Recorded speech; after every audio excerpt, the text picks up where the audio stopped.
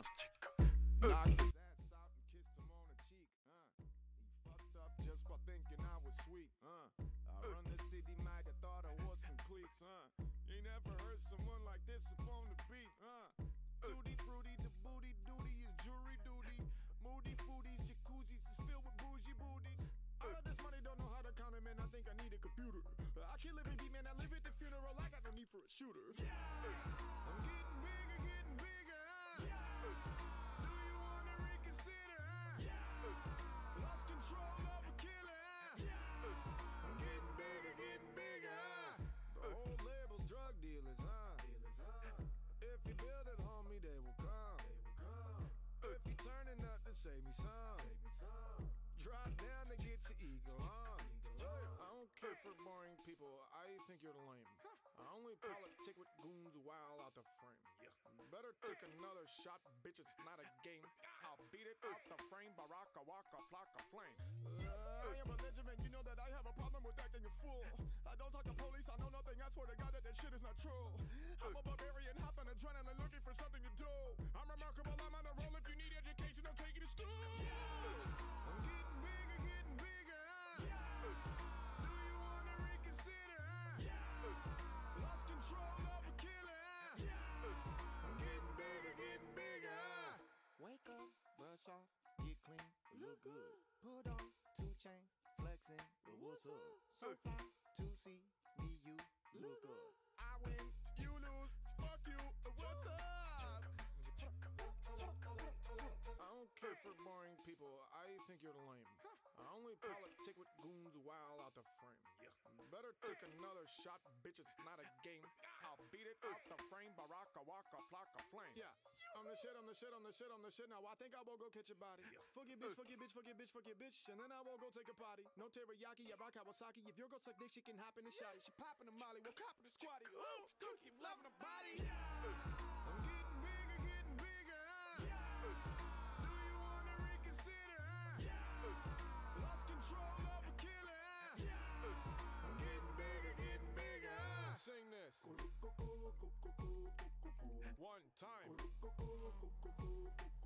2 time. 3 time. Hey.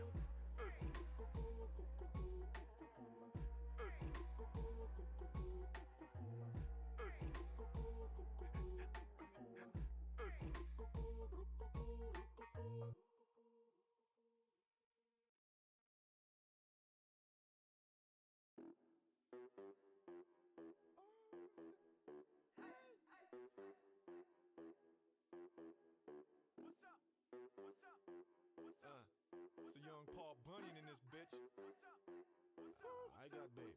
Swear to God, it's some real tits. Real shit. Whole squad gotta feel this. Swear to God, this light work. Back and forth through the night to the fight perk. I'm the shit you are gonna need a diaper. When it come to getting pussy, I'm a lifer. When you thought I couldn't get nicer, your boy step in the ring like Tiger. And you wonder how good my mood is. Walk around the hood, all I get is deuces. Bitch, me, you ain't know the food is. Getting HJs all through the movies. Yeah. Motherfucker, I'm gooder. Would you like some popcorn along with that butter? I would like a sister along with that mother. What's up? Walking around like what's up? Everybody in the bar know I got a buzzer. Looking at me like what up, brother? Looking back like shut up. What's up? Walking around like what's up? Everybody in the bar know I'm trying to cut up. You ain't trying to put up, shut up. Fuck up. Swear to God, I'm an animal. Killer on the down low. Swear to God, I'm the baddest out. Alright, go ahead, get your cameras out. What the fuck is up with that bitch over there? Me mugging, I think I should stand up and go see if it needs something. See these biggest motherfuckers right beside of me. Known them their whole life, they would never lie to me. This is the beginning of a dynasty. You should be thinking of more ways you could be kind to me. Swear that your whole crew is boo-boo. Looking like some dudes that I could easily chew through. I know this ain't probably what you used to, but everybody welcome on the wagon, go choo-choo. And when people tell me I regret that in the morning, I sleep till noon. I sleep till noon. When people tell me I regret that in the morning, I sleep till noon. I sleep till noon. What's up? Walking around like what's up? Everybody in the bar know I got a buzzer. Looking at me like what up, brother? Looking back like shut up. What's up? Walking around like what's up? Everybody in the bar know I'm trying to cut up. Swear to God, got dick game. Bitch made bitch tank like a fish tank. Swear to God, shoot switch, man. Puddle so big, could have been a piss tank. Look at my lifestyle, put it on DVD. Look how I'm knee deep. This is my CTV. Up in the TV, smoking with 3 keys. Up in some beefy. These are my GGG. Get it right, man. Get it right. Swear to God, I'm a GGG. Get it right, man. Get it right. Swear to God, I'm a GGG. Get it right, man. Get it right. Swear to God, I'm a GGG. Requiring her to stay awake. Stay a You know, while and why listen. why am I making her stay? Why am I keeping this lump of meat alive that's not my wife? And there have been cases where the parents have come in and said, no, you have to keep her alive. And there wasn't any of the, we're taking over, we're paying to keep her alive. It was, no, you can't unplug her. And I can't remember if it was just their personal thing or if it was a religious thing, but it was literally like they made the family keep the vegetable alive. No, yeah, and that I get. And that's my thing, is like, for me and me alone, it's, if it requires machinery to keep me alive, let me Even know. if it's only a feeding tube? Even if it's only a feeding tube. Okay. Because to me, it's, if I have a feeding tube in my mouth, I can't communicate. You know, I might be able to write. That's true, but, and that's not but true. if I'm at a point where, if I have to have a feeding tube to stay alive, why am I on a feeding tube to stay alive if I'm still functional? Why do you give a baby a bottle? You give a baby a bottle because they need food, and their body can handle the food. Well, your body What's can still handle preventing the me food from... if you have a feeding tube? If the only thing that works is my eyeballs, and I'm paralyzed from the neck down, that's not a life I want to lead. Okay, and that's it entirely. That's what it is. It's the quality. No, and that's it. It's about what you discern to be your quality of life. And that is absolutely acceptable, and it's accurate. And that I agree with wholeheartedly. Your quality of life. But the question is, do you know what it's like to die? Go through that process. That's the real question. That's where I have unique perspective. Because I died when I was 12. No, I was not 12, I was 13. Sorry. I died when I was 13. I was in 8th grade and I died. And I came back. And that's it. It's the scariness of it. And I don't know how to relate that to anybody else, really. I know what my experience was. I know what my experience on the other side was.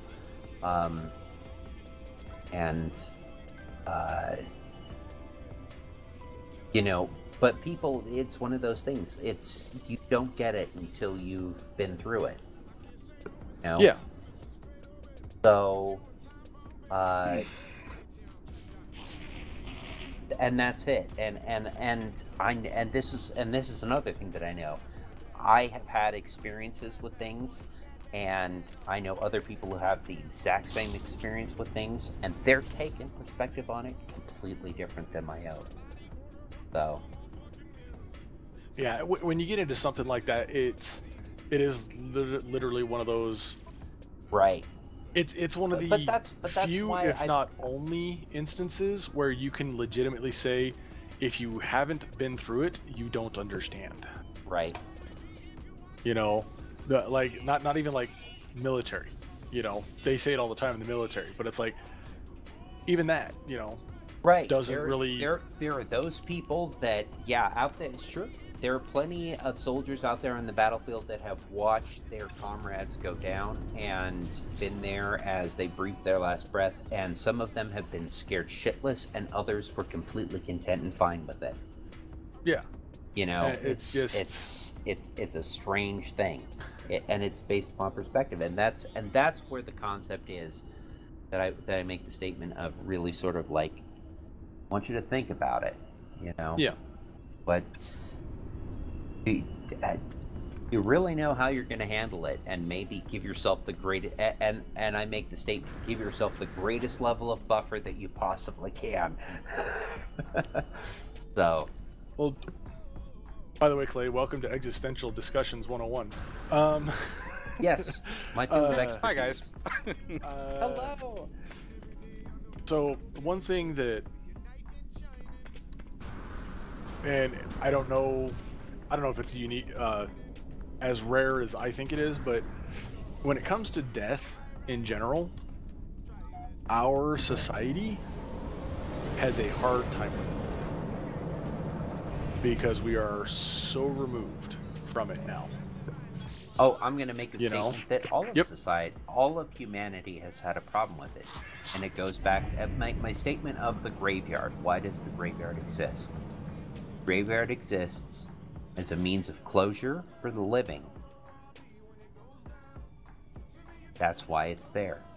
What's the point of a graveyard other than, what does a dead person need with a grave? To me, it's the more question along of the what lines does of, a living person need with a grave? you know, why are people so afraid of death? Because it's unknown. Plainly and I'm simply, afraid it's of the unknown. pain it takes to die. But Who's to say it's going to have any pain? I think that most does. Most do.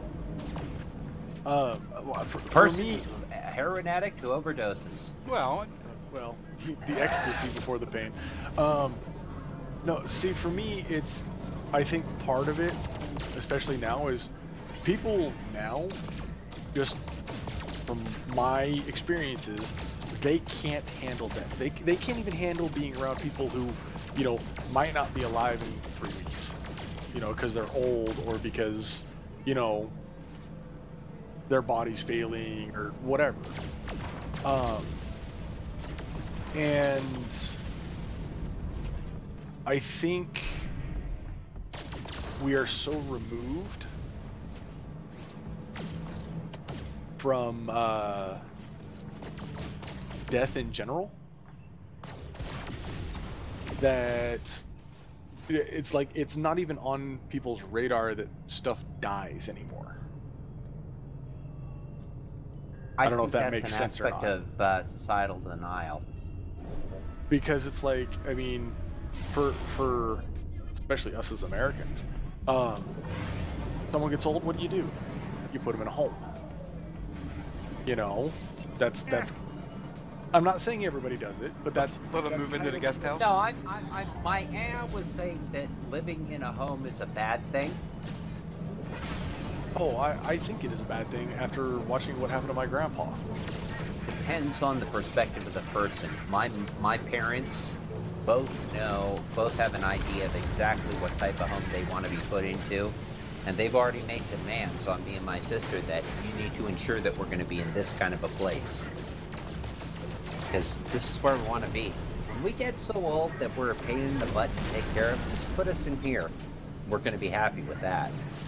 So, See, and for me, if my parents were to say that to me, as I don't know if it makes me sound like an asshole or whatnot, but I would be like, I am 100% on board with that. So Right. it costs $1,500 a month. You're estimating to live until you're 95, so that's going to be X amount of money. I need that setting in a bank account with me set to be the executor to pay for that when you hit that point. Because I love you, but we all agree that none of us want to be a burden on each other. And, Sure. you know, because if someone doesn't have that type of view, like your parents, where it's, we want to be in this type of facility and whatnot, you know, what do they end up in? They end up in one of these shitholes with 3 people taking care of them, 2 of which just like beating up old people, and, you know, their lives miserable. No, Then their parents find it's out, bad, or then yeah. the kids find out, and then they feel like crap. It's just like, it's like, I already have this sneaking suspicion that if my dad hits the point of his body's failing, and he's given like a terminal outcome or something where he's gonna like what's like ALS or something like that, were to get him, I can easily picture him getting in his car, driving out to some section of the desert and driving his truck off of a 500-foot cliff because he doesn't want to be that burden on the family. Be a burden on other people. Absolutely, that's what I say. Understand your value as a human being and how much other people actually do love you. Be a burden, and know that plenty of people are happy to put up with that burden because they care about you. There's that concept. What are you depriving other people of because you don't want to be a burden?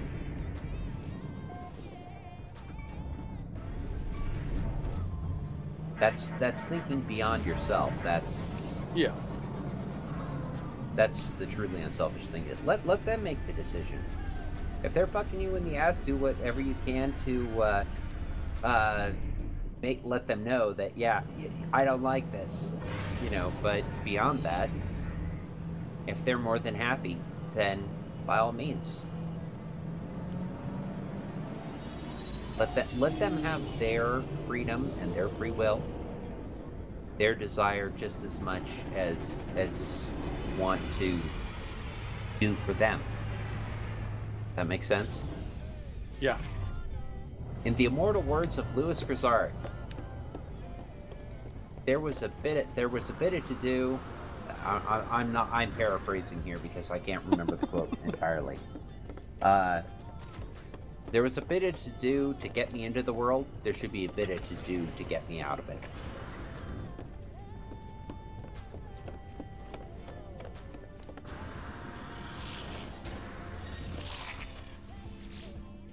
If you're a human being, you're worth it.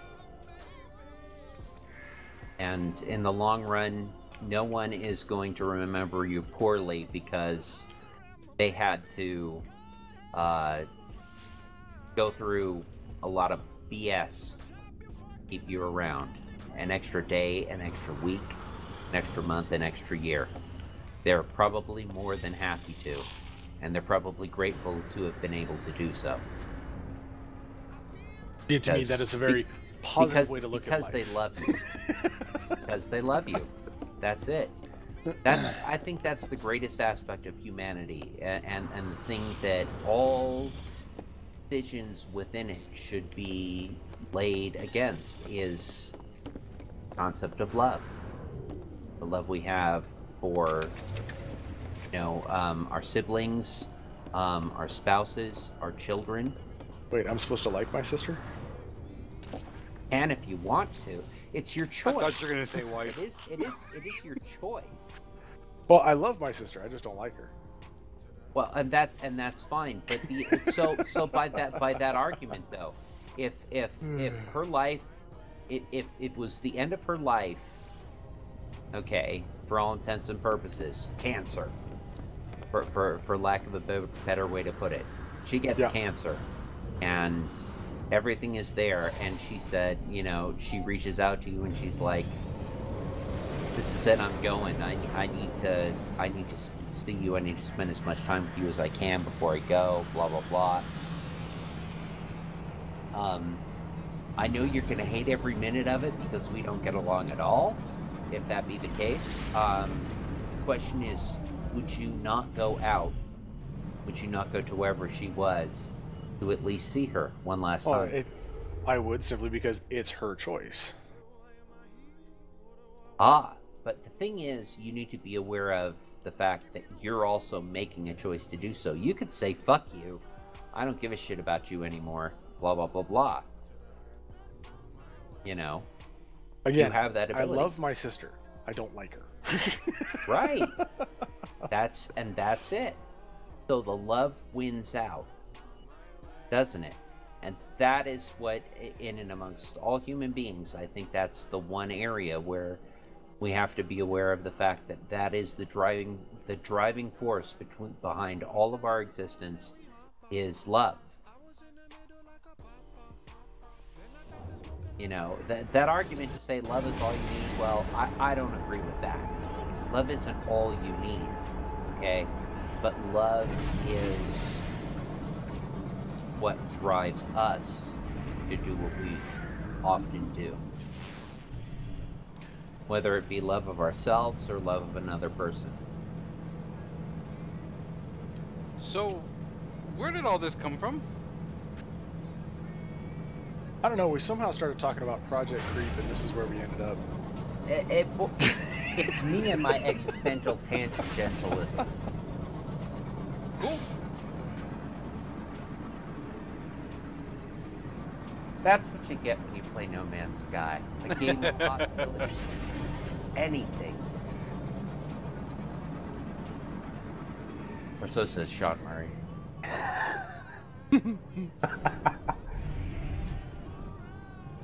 No, I've got a pretty good feeling that I drove the conversation, because this is where I tend to drive conversations, is into aspects of existentialism I'm normally a lot more drunk when this happens. and religion. So, all the things everybody says you don't want to talk about this stuff, I'm like, that's all I want to talk about, because I think the reason nobody likes to talk about it is because that's the stuff that really matters, and why everybody gives so much of a dang about them. Luckily, you're in my room, so Yeah. Yes. Yeah, you gave me clearance on this once before, so I Yep. didn't hold back. No, the only time I think I have ever stomped on somebody doing it, talking about really anything like this, was when it became political and it became it stopped being a discussion. It stopped being a we're talking to they were espousing their ideals, their thoughts, their everything, and you couldn't get an edge in sideways. Okay, the difference between a discussion and an argument. Yeah. Well, no, 'cause you Argument can is have an I'm argument. right, you're wrong. Discussion is let's see if we can't learn something here.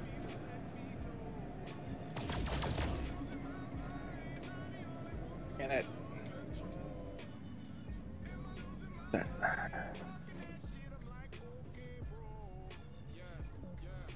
Yeah, this guy, if I remember correctly, he just.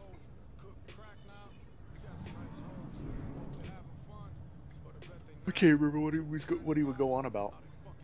But it was just one of those where it was like, all right, dude, last warning. Okay, goodbye. No, there's a definite difference between this is my perspective, this is your perspective, this is my perspective, this is your perspective, and Yeah. and the concept of this is my perspective, you're wrong, you're just wrong. See, I don't And even mind the that's- people who will come out and say that. It's when they refuse to let you even speak your part. That's when I have a problem, because you know what? Everyone has a right to sit there and say I'm wrong. You know, that's fine. But it's Yeah. when you refuse to allow me to speak at all. That's, at least for me, that's when you hit the point where it's like, I'm not wasting my time with you anymore. Oh man, if I could think of it. So I can properly quote Neil deGrasse Tyson. I don't know, you a fan of Neil deGrasse Tyson or not? I've enjoyed what he's done for science, as far as being like, what's his name, Blue Planet, or little pale dot. Oh, can't think of his name. He was the host of Cosmos, the original Cosmos. Wasn't that Neil deGrasse Tyson? No, he did the reboot. Not the reboot, but he did the second edition of Cosmos. Can't think of his name. Blast it. He was Neil deGrasse Tyson's idol. Sagan? Yes. Okay. Don't know why that took so long. That happens. Both of them, in my opinion, did a really good job of bringing sciences into terms that, you know, the average person can understand. Okay. Neil deGrasse Tyson is a person that I despised initially. I won't say that. I initially I didn't know who he was. I learned about him. I listened to things he had to say, and I quickly grew to despise him. But more and more as time went on, I listened to things that he had to say, and I realized that he's exactly like me. He's just navigating as he navigates through this world, trying to find what he can find in order to understand existence. And, well, for him, it's not actually existence. I'm an existentialist. He's an astrophysicist. So his focus is very different than my own. And I tend to disagree with him in a lot of aspects. And the scary truth is I tend to watch some of his older programs, and how much of what he threw out there to everybody as this is what it is, we now know is that, well, that's absolute, that we know that doesn't actually work. Like the Big Bang, for example. Big Bang is not feasible. It's acknowledged now.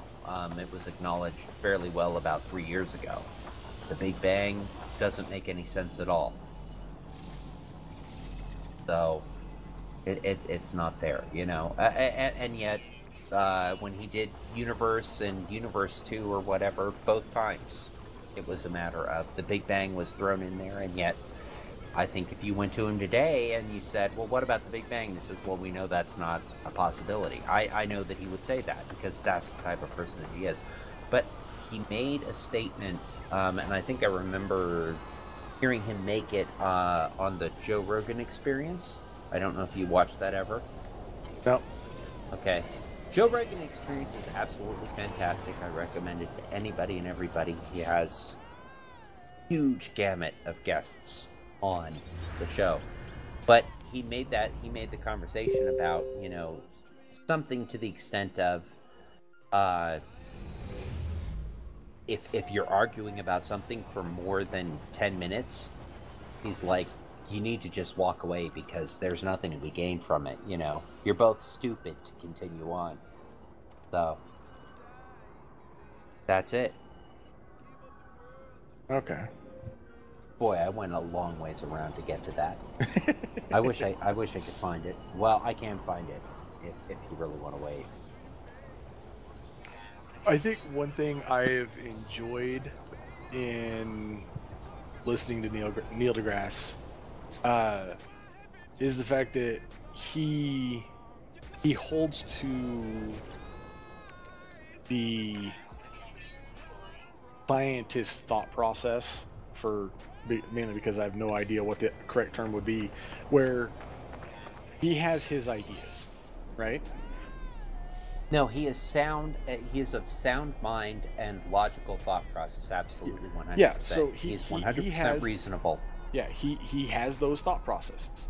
Yeah. And if you give him evidence that changes or goes against his thought processes, if it is thought out and if it's truly, what's the word, given as information, not like I just want you to believe what I believe type stuff. If it's right. If it's presented as, for example, the Big Bang.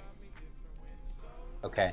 If it is proven he believed in the Big Bang, here's evidence that proved that that's not possible. He changes his belief.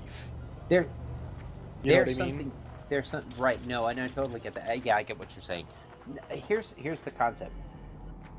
You will never, and this is one thing, if you listen to numerous interviews, numerous lectures, numerous speeches with Neil deGrasse Tyson, he does not use the term proof. He uses the term evidence, which is 100% correct.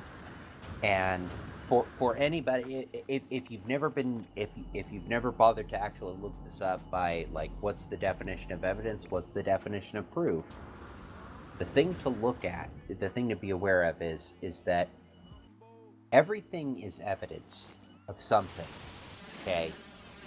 But it is only proof when someone believes it. And it is only then proof for those who do believe it. So you can present me evidence till the cows come home that pigs can fly, but it's only proof if I believe it. But it may not necessarily be proof to another person. So the concept of proof only exists within the individual or within mathematics, meaning that no, the equation is sound, everything lines up. And in dealing with things like physics and astrophysics, not that the two should actually be separate from one another, but they're separated simply because of perspective specialization. Or I should say respective specialization. And there it is. There's the brain fart. Totally lost my train of thought. It just went out the window. Out the window and around the corner. Yeah. Yeah, it's gone. It's gone now. The whole thought process is gone. So it simply becomes irrelevant. I thoroughly recommend sitting through the whole 2 hours and 15 minutes of the Joe Rogan Experience with Neil deGrasse Tyson, episode 919. If you want, it is really good, and it's one of the areas where I kind of I watched that and I kind of reconciled all of my beefs with Neil deGrasse Tyson. And it's like, you know what? From here on out, I'm gonna listen to what you have to say in any of the presentations or programs you put out there, and I'm gonna sit through and put up with it no matter how much I have to roll my eyes and go, oh, give me a break. I don't buy into that at all. I believe in the young earth theory. Okay, I don't believe in evolution. I believe in creationism. You know, the whole enchilada with that, and I know most people don't go along with it, but it is what it is.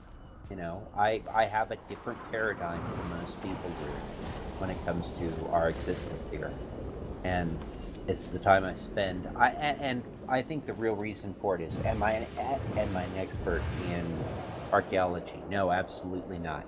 Am I an expert in astrophysics? No, I'm absolutely not. Am I an expert in geology?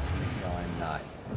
Am I an expert in existentialism? Yes, I will say that I am, because of the amount of time that I spend putting into it. And, you know, some people can say that existentialism is not science, but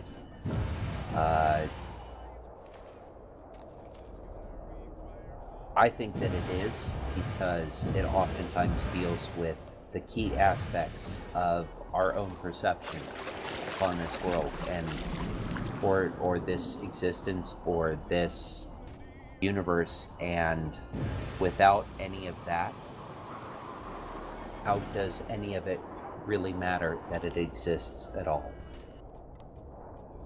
You see it. You have your world experience. That's what makes it real. It didn't exist. You had never been born, never been brought into creation, whatever you want to call it. None of it would matter anyway from where you stand, because there wouldn't be a place where you stand. So your perspective makes the difference. Your perspective helps to define what this is. And that remains true for every last human being who is walking the earth now, who walked the earth before us, and who will walk the earth after us.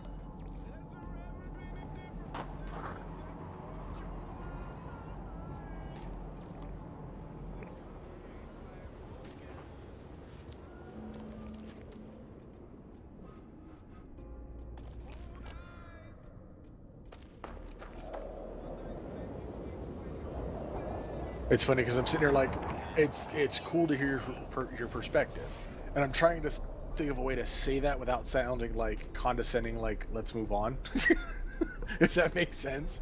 Because it's always neat to me to hear other people's thoughts, like how they think about things like life, and that kind of stuff. But after they share, it's always one of those things where it's like, how do I say thank you for sharing without sounding like an asshole? Sound like an asshole. Don't worry about it. I'm an asshole. Nah, You know, but and it's one of those things where perfectly to me, well, if I want to be an asshole, I have absolutely no problem being an asshole, because I genuinely liked the fact that you just shared what you believe. You know, your stance on things. I think that's really cool. You know, and I am grateful that you shared it. You know, I think I've dealt with so many people that get butthurt that I don't agree with You their can't system. butthurt me. Not really. Not at this stage of the game. Well, you know, no lube, I can probably pull it I've off. been but... through enough that I think I've got a little thicker skin than that. See, and I don't know anything about your story, so Well, that's it. You know? You know, I don't.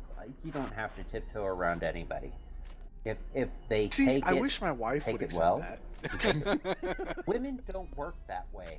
Women just don't work that way. That's Oh, part And of therefore works with you have to plenty of guys that tiptoe. don't work that way. She works with plenty of guys that don't work that way either. It's yeah. But then again, she's the one that has to go to work and pretend to put up with those assholes. Well, they're not even assholes. Put up with those lilies.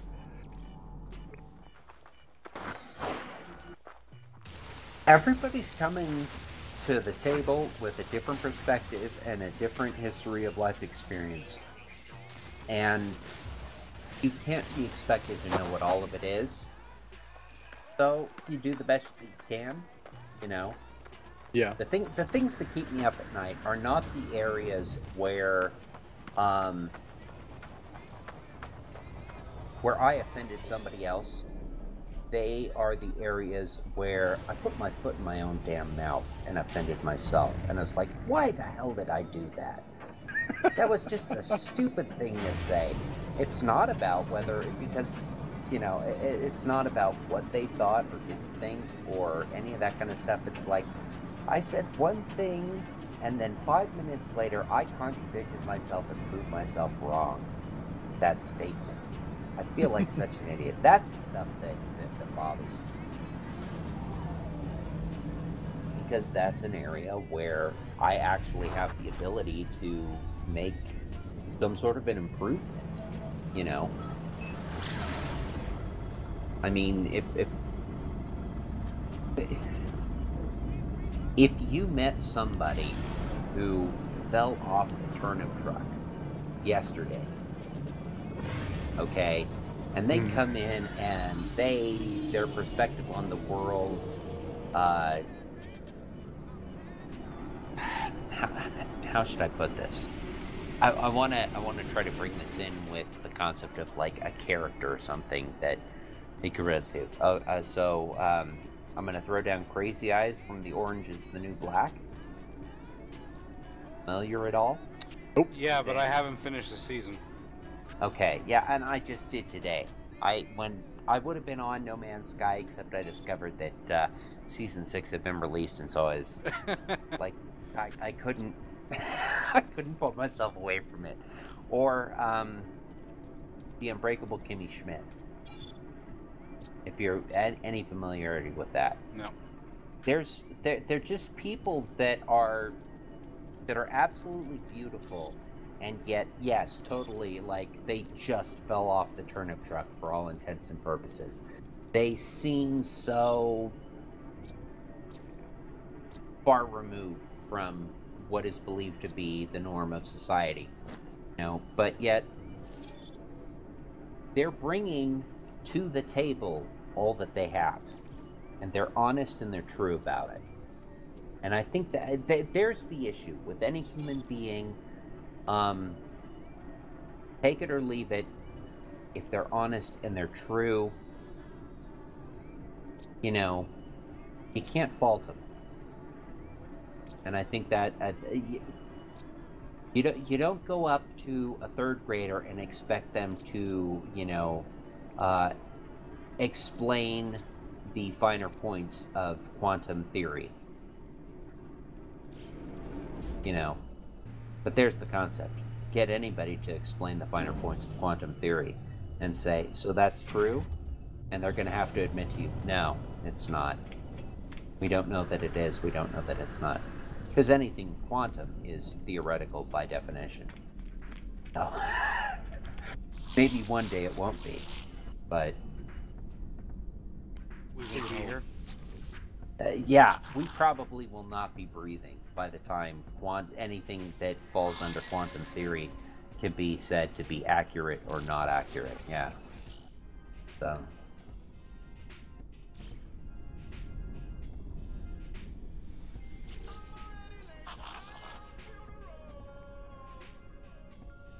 I don't know. I guess what I'm just saying is that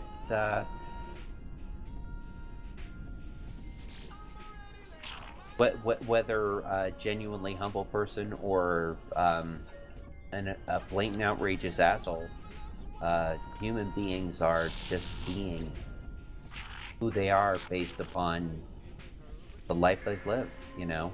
And that's not saying that you should, you know, somebody that wants to go and beat up on everybody, including you, is somebody that you should want to spend time with, you know, obviously. I think the best thing to deal with that kind of a person is to get the heck away from them, and hopefully they'll realize that acting this way does not make you any friends, you know, but as you walk away from them, realize that, you know, they probably had, you know, a less than satisfactory life so far, and that they're going through their own crap, and that's why they are the way that they are, and you hope that they can break past it and find a better way to live, maybe, I don't know, but Dolt or Dick, we're all in this together, I guess, maybe.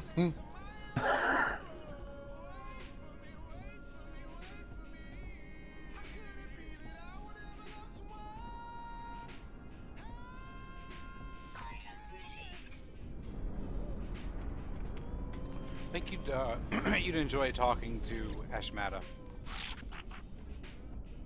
I don't know that I ever actually have. You got to get him on all this, on a kick that you're on now, and yeah, he'll go for days.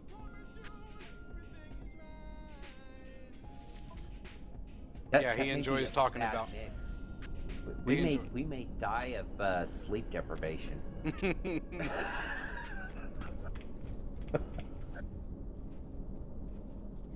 With him, I think it's just too many hits of acid. But but he enjoys talking about it. I never went for acid because it was artificial. That was my only hang up with LSD. LSA, absolutely. I'm like, that's something that exists organically, so I can go for that. But LSD, nah, not so much. Although LSA is really hard to get a hold of unless you make it yourself. Totally worth it. I thoroughly encourage it. Although I think, I honestly have to say, I think if you're going to go that route, you're much better served by DMT.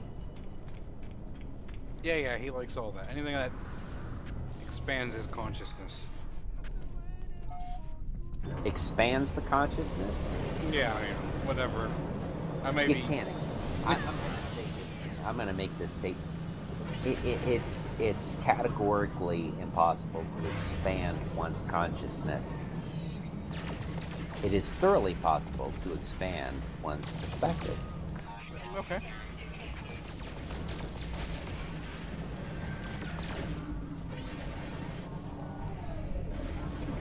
But that's a semantical debate due to the definition of the terms themselves.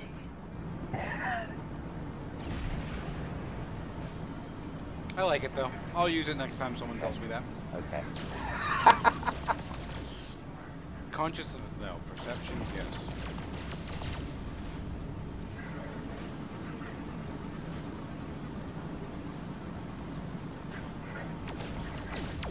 Yeah, Yeah, I think consciousness is sort of a base given. Like it's sort of like the, well, for lack of a better way to put it, 0 is non-existence, 1 is consciousness.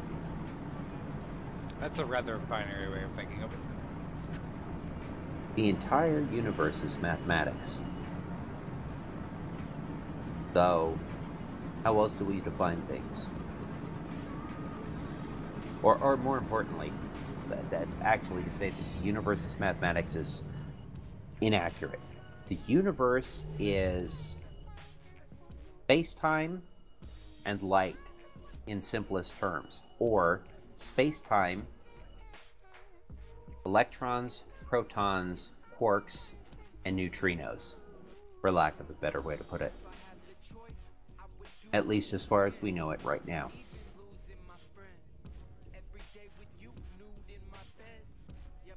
But I like to wrap the protons, electrons, quarks, and neutrinos into the broader category of light, which makes the entire universe black and white definitively.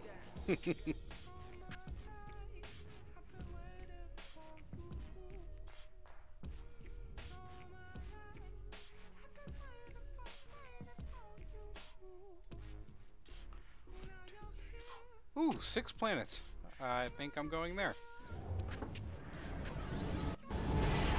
I've never seen a system with 6. It's been a long time for me.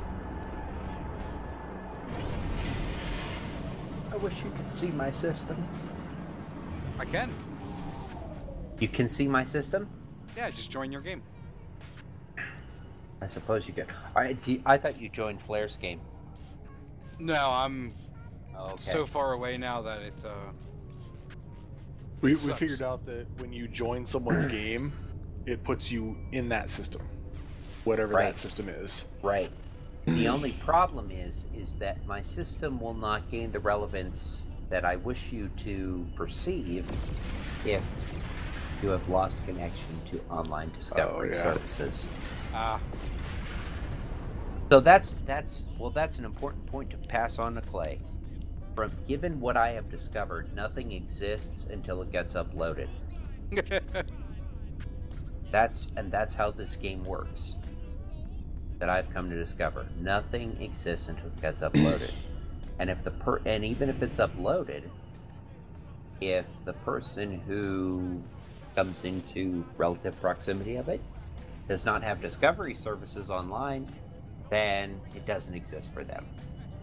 Which is why, and I think this was one of the bigger issues why I started over, is that it really bothered me that all the stuff that Dub and Flair had discovered in their game still said it had been discovered in my game. Yeah. And that bothered me. That really bothered me. I was like, I want to look at all these plants and flora and all the flora and fauna and locations and have it say that it was discovered by Flair and Dub.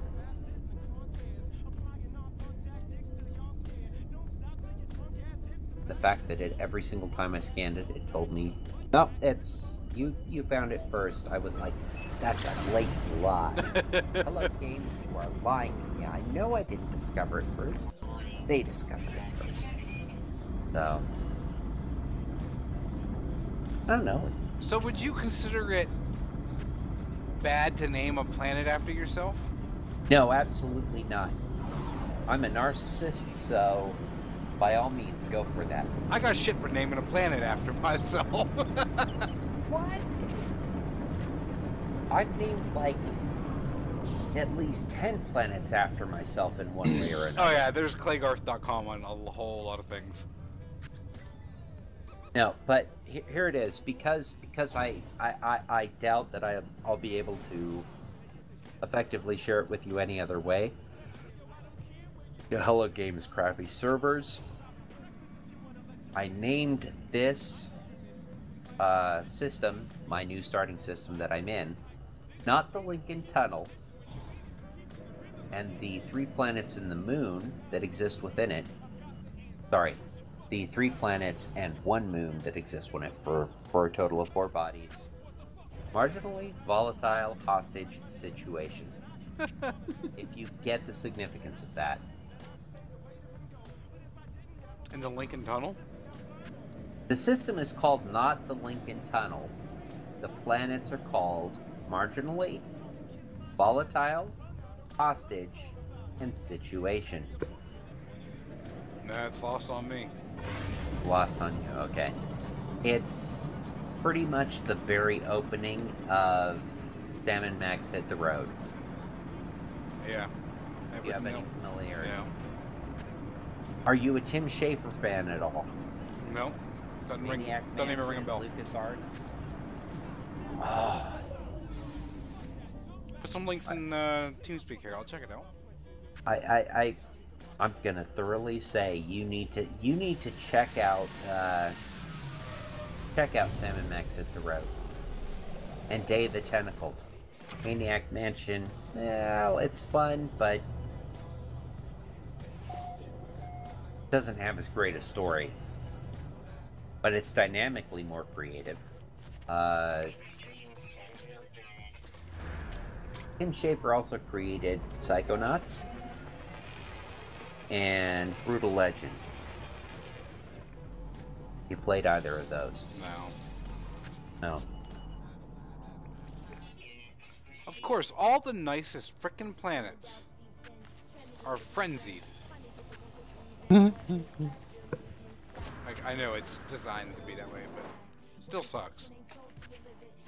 I, on rare occasion, I have found a truly perfect planet.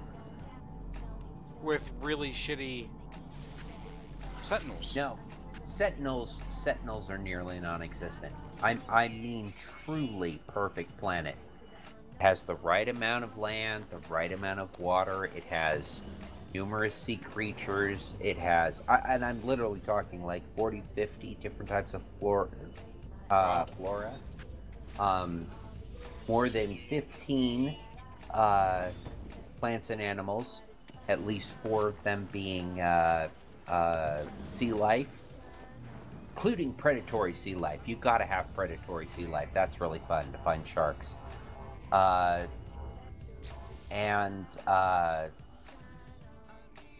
Next to no sentinel to be found. You can run for days and not see a sentinel. You never have to worry about taking down a tree or blowing up a rock. You can kill all the creatures you want to. No repercussion. Wow. I have found those planets before.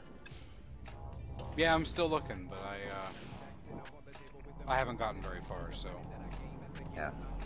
Well, I have to say, not recently have I found those, so.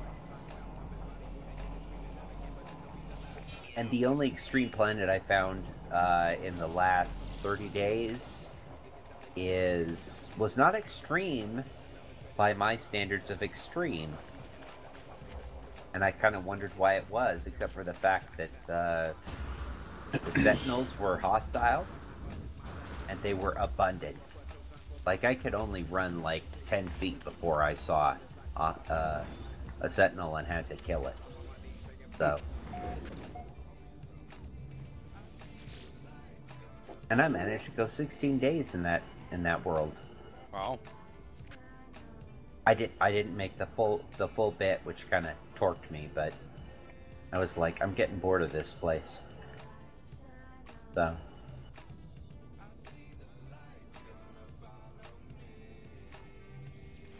But that's the anal retentive. It's like, oh, I found the planet that qualifies for this achievement or milestone. That's what I want to say. The milestone to get my level 10 on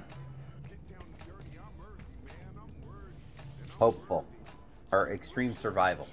Get the level 10 on extreme survival. I think you have to go 20 days on an extreme world, and I gave up after 16. I was like, I'm done with this. I'm nothing else to do. So.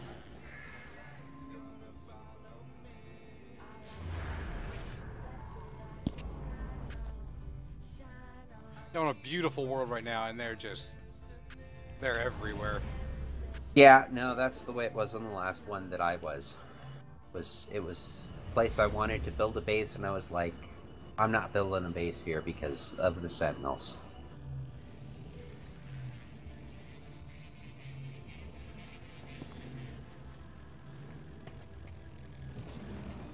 I don't need them to be like super peaceful, but you know, enough that I can do things is nice.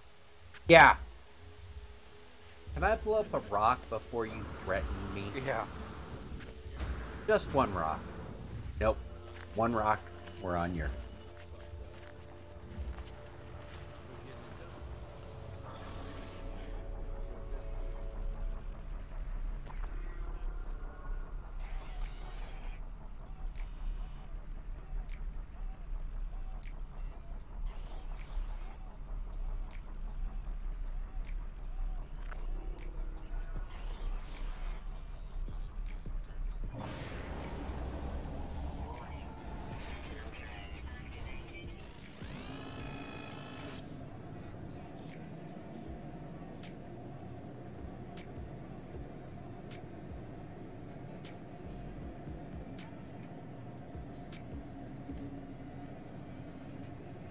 How big are cave systems? I haven't done much cave diving.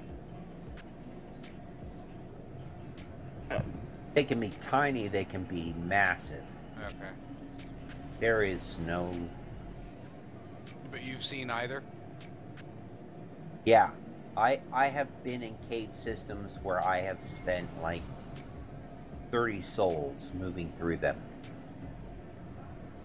Yeah, that's kind of what I'm thinking. It'd be cool, like, this was a pretty rich planet. But with the bots, it's just not worth it.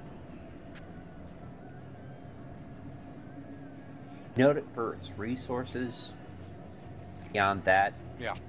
it's not worth it to build a home.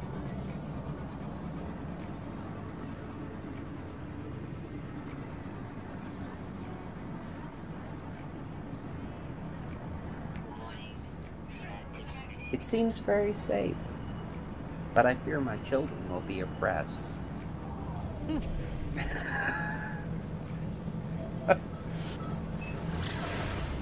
That's Idaho Falls. An abandoned planet. I've never seen one of those. So, Is I mean, that there's like a moon? it's a planet. I just wonder, like, are there cities Oh, here? it's a planet. Okay. Well, see what you can find. Yeah. I don't know. When I think of an abandoned planet, I think of more of like a moon. Although moons are I'm actually in a system where the planet where my base is like in very close proximity to a massive planet. And yet the moon within the system like is all by itself off in nowhere land. So I don't... How do they define a moon? Well, you would think that it goes around a planet.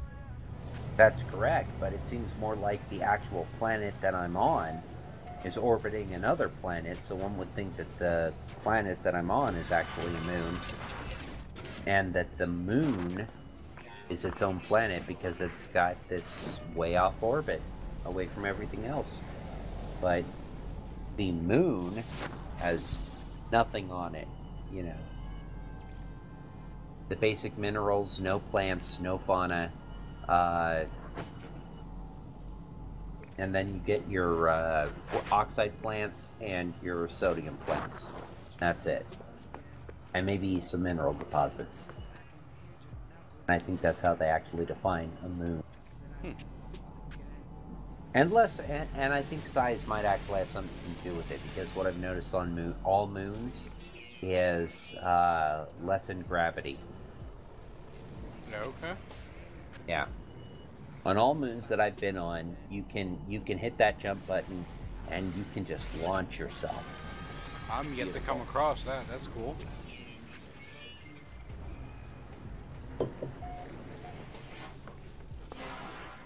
Dub found a good one. He found a blue star system, and there was, I'm pretty sure what he was describing was a moon there, and he was like, gravity on this in this place is great.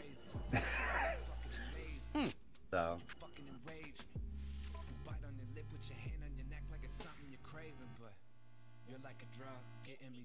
Nobody's calling this love.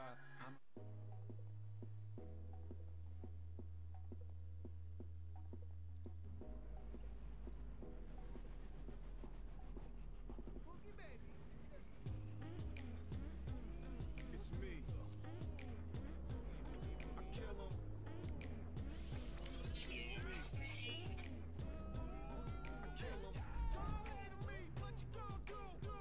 Got 'em jealous of me 'cause I got juice. Hands in the air like I'm gon' shoot. AK-47 to the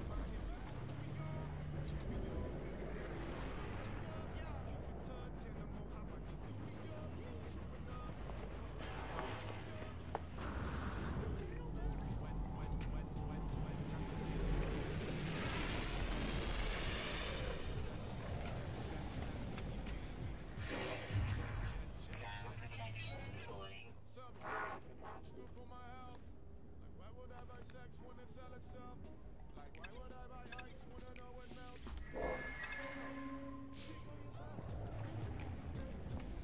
It's me. I kill 'em. It's me. I kill 'em. Don't hate me, what you gon' do? Got 'em jealous of me 'cause I got juice. Hands in the air like I'm gon' shoot. AK-47 to the deuce. Walk through the door, bitch. It's me. Anything and everything that you could dream to be. I keep a model by my side who's speaking mean to me. A couple bottles by just to improve the scenery. Who are you? Looking so pretty, I'm like hootie woo. I wanna get with it, 'cause cool with you. If it's a yes, say scooty scoo.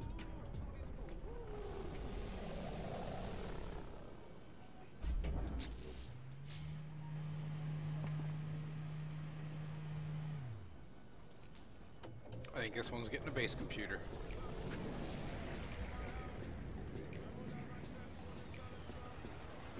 What was that? I said this planet is getting a base computer.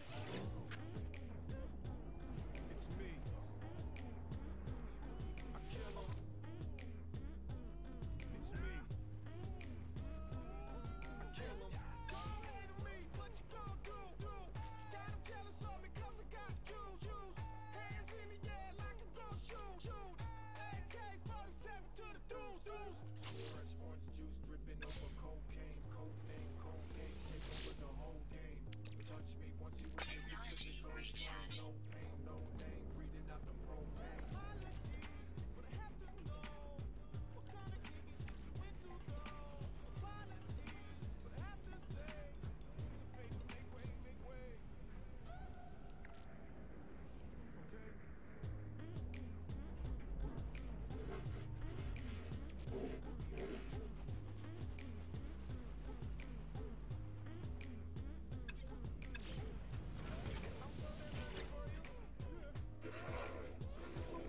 Asking my frigate to mark the damaged sections, and it's not. I had I that don't issue. even know what that means. What's that? I said I don't even know what that means. So, from your freighter, you can hire frigates to basically run exploration missions and stuff like that. Okay. Or combat missions, trade missions, industrial missions. And sometimes the mission will be too difficult for the freighter or for the frigate that goes. And they get Okay. damaged. And so they come back and they're basically like, hey, you need to fix the pieces on our ship that are broken. I gotcha. But unlike everything else in the game, when you go to fix components, you physically have to walk around the frigate and fix the components. They're not like, you know, you open an inventory and it's you know, here's the engines, here's the sensors and that kind of stuff, and you just apply the repairs like you would for a ship or a vehicle. You actually have to run around the freighter to the different locations. Okay. And this freighter, you know, it's like it had 3 broken segments, and I told it to highlight them, and it didn't. It highlighted 2 of them. So then you have to spend the rest of the time searching every other one to find the one that you're I missing.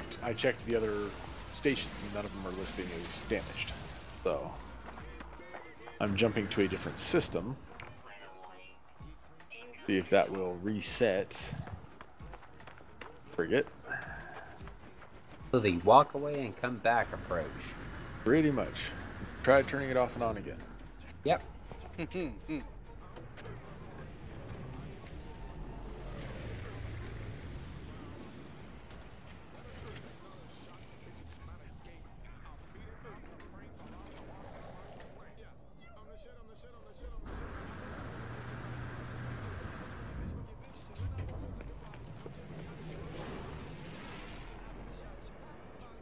And you can't debrief them and collect the rewards and everything until the ship is repaired. Ah.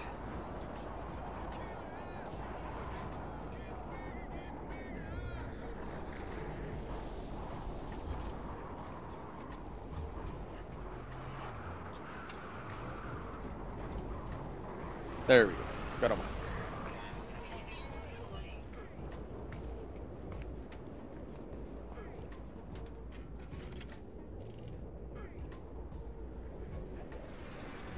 Oh, and so you guys know, if you ever decide to land on your freighter when it's come to help you, don't get out of your ship.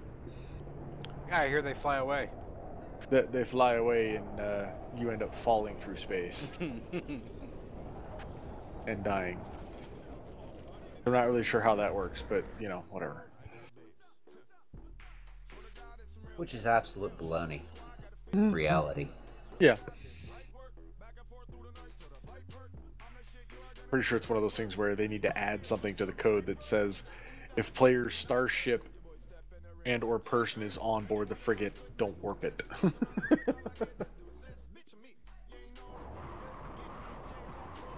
Question is, why does it warp?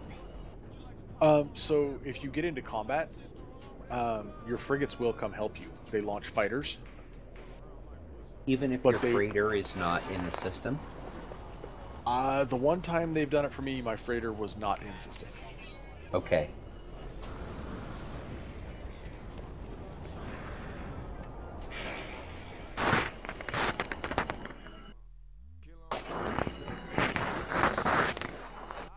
And yet, despite that fact, in reality, you can exist without a spacesuit in space for a certain period of time, as long as you can hold your breath.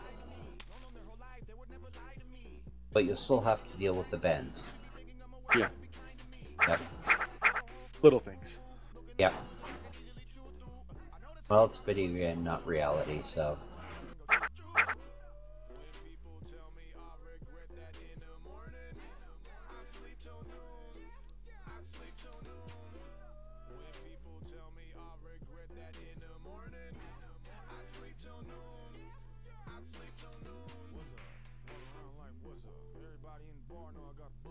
You know, that last statement I made makes me all the more hopeful for The Matrix. Video game that is true to life. You've never played Grand Theft Auto? Grand Theft Auto is not true to life.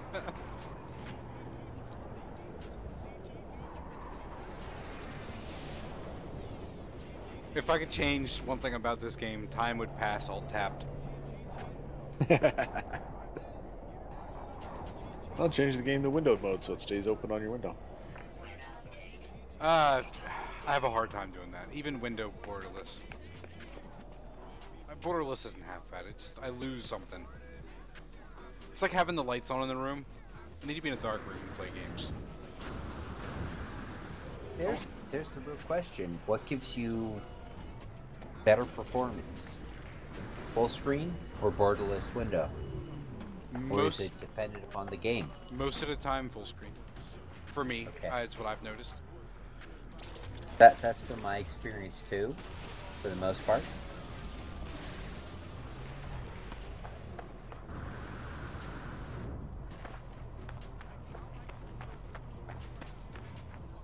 I think the real reason that I like full screen versus borderless window is because of the fact that I'm dealing with an ultra widescreen monitor, and borderless window is crap on an ultra widescreen monitor.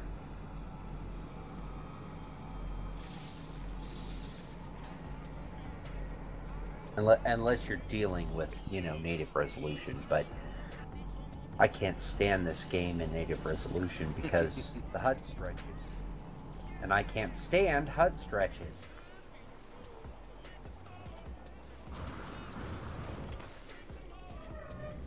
That's a really nice little, like a ton of mushrooms. All kinds of different colors.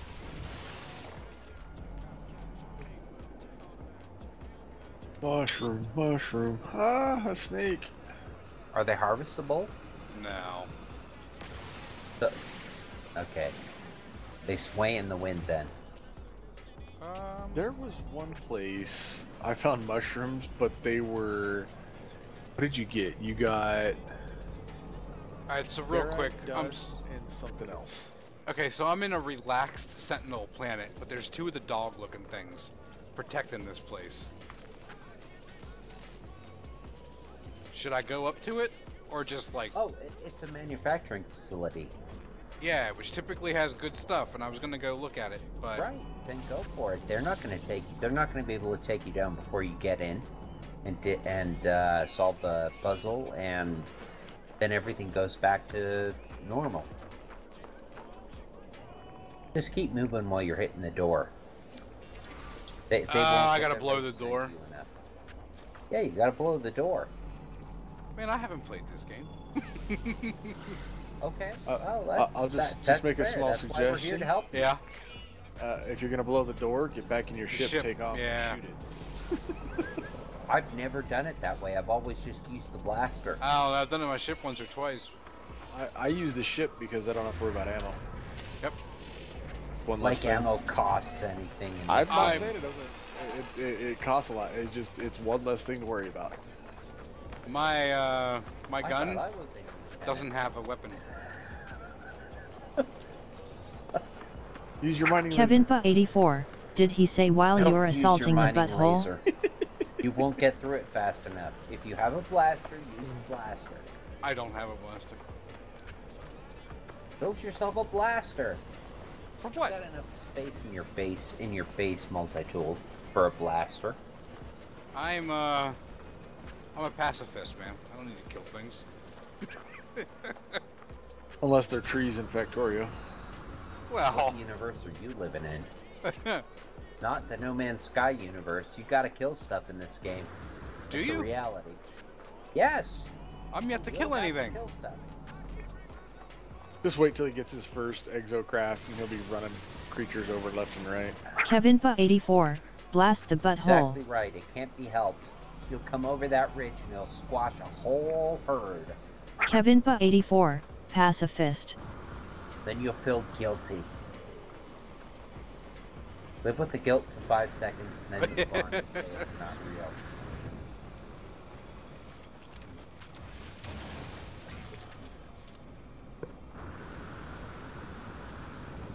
So there's the real question. What was the first game that you ever played where you actually felt guilty about a decision that you made?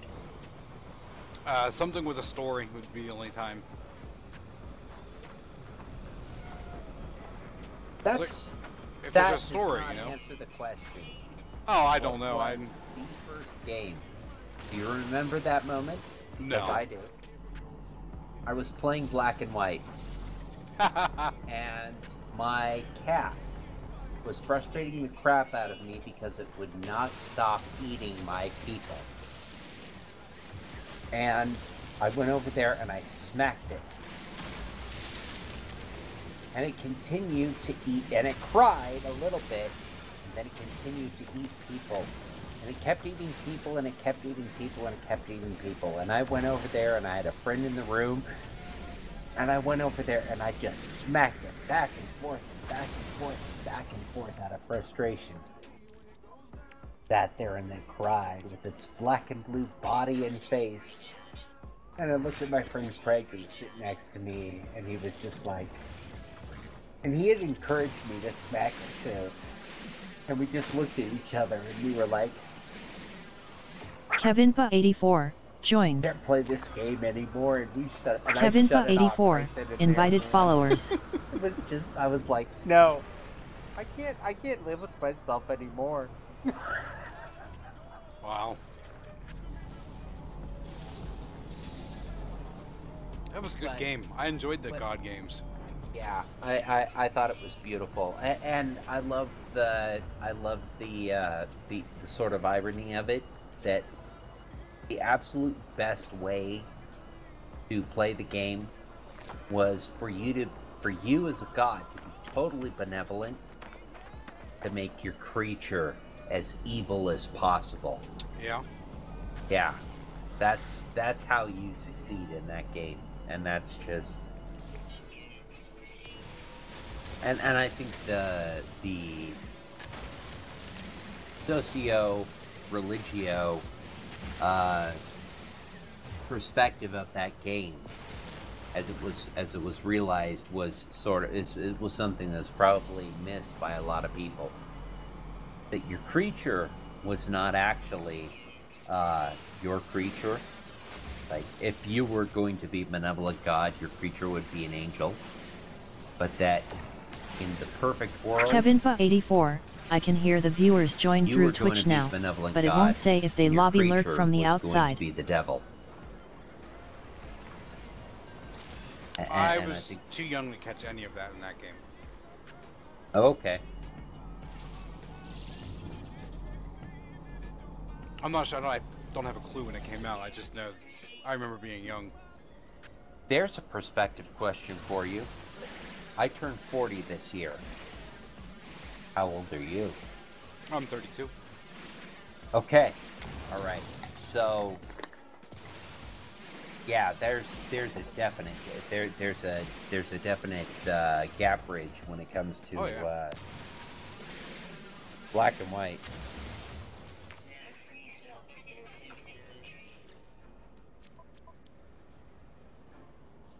So Kevinpa84, Commodore 64, Kevinpa84, VIC20, be-all of video games. Kevinpa84, Atari.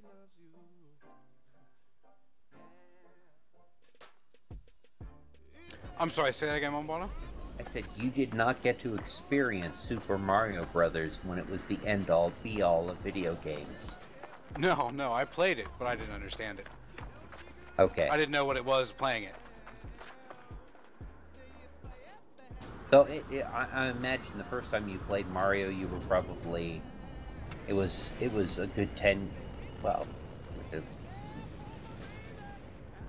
My first Mario was Super Mario. Yeah. When you played Mario for the first time. Yep. Okay. And I wouldn't consider myself a gamer until my mid-20s. I wouldn't go there. I wouldn't go there. It's like to say that, well, I had to be a teenager when Pong was released to be a true gamer, you know? No, but like they weren't anywhere on my radar until my mid-20s. Like, it just wasn't something that I even thought of beyond like Super Mario going to family's house.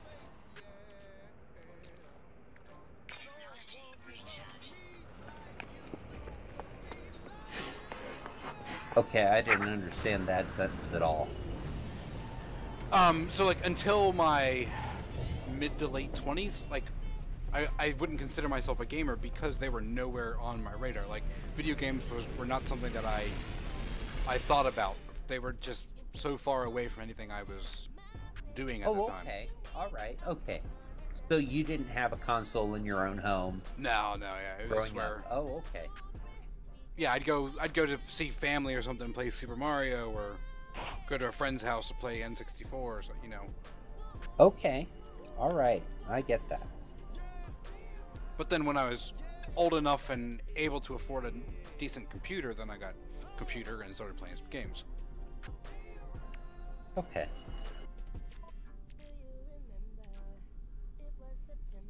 And it wasn't but a couple years after that I got tired of servers disappearing on me, so I did Claytonia.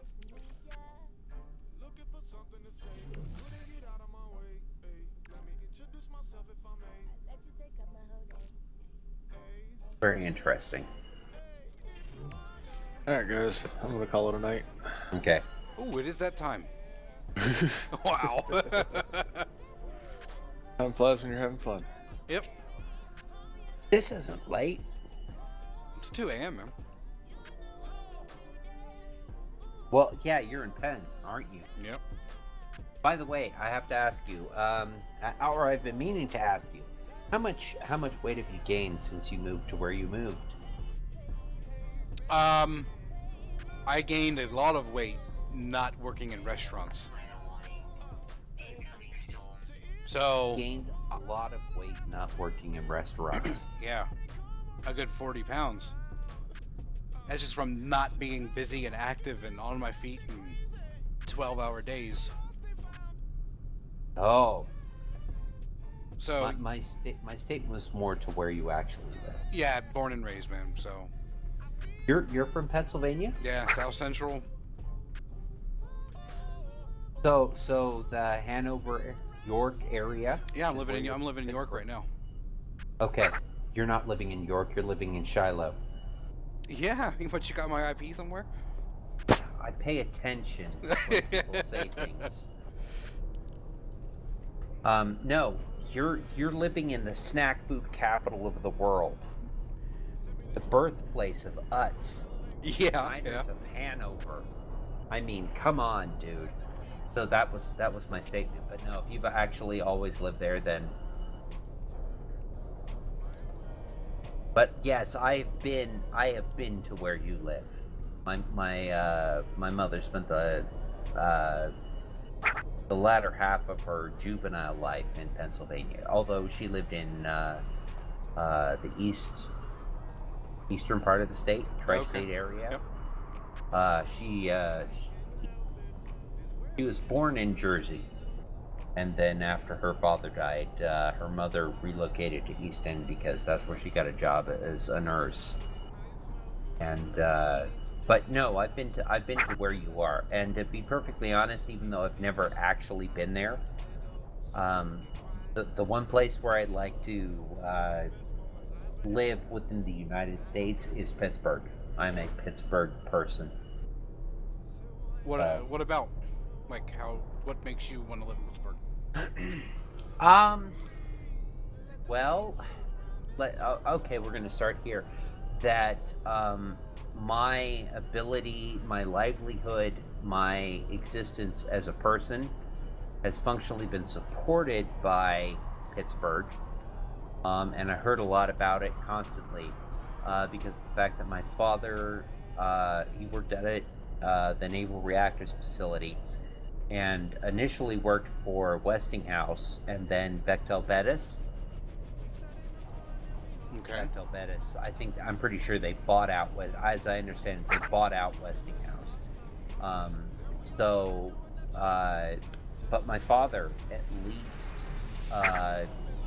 twice a year, would end up having to take business trip to Pittsburgh, and the stories that came back from Pittsburgh and all the things I got from Pittsburgh, and him going to Penguins games and Steelers games and all that kind of stuff, and it's ingrained in my psyche, as it were.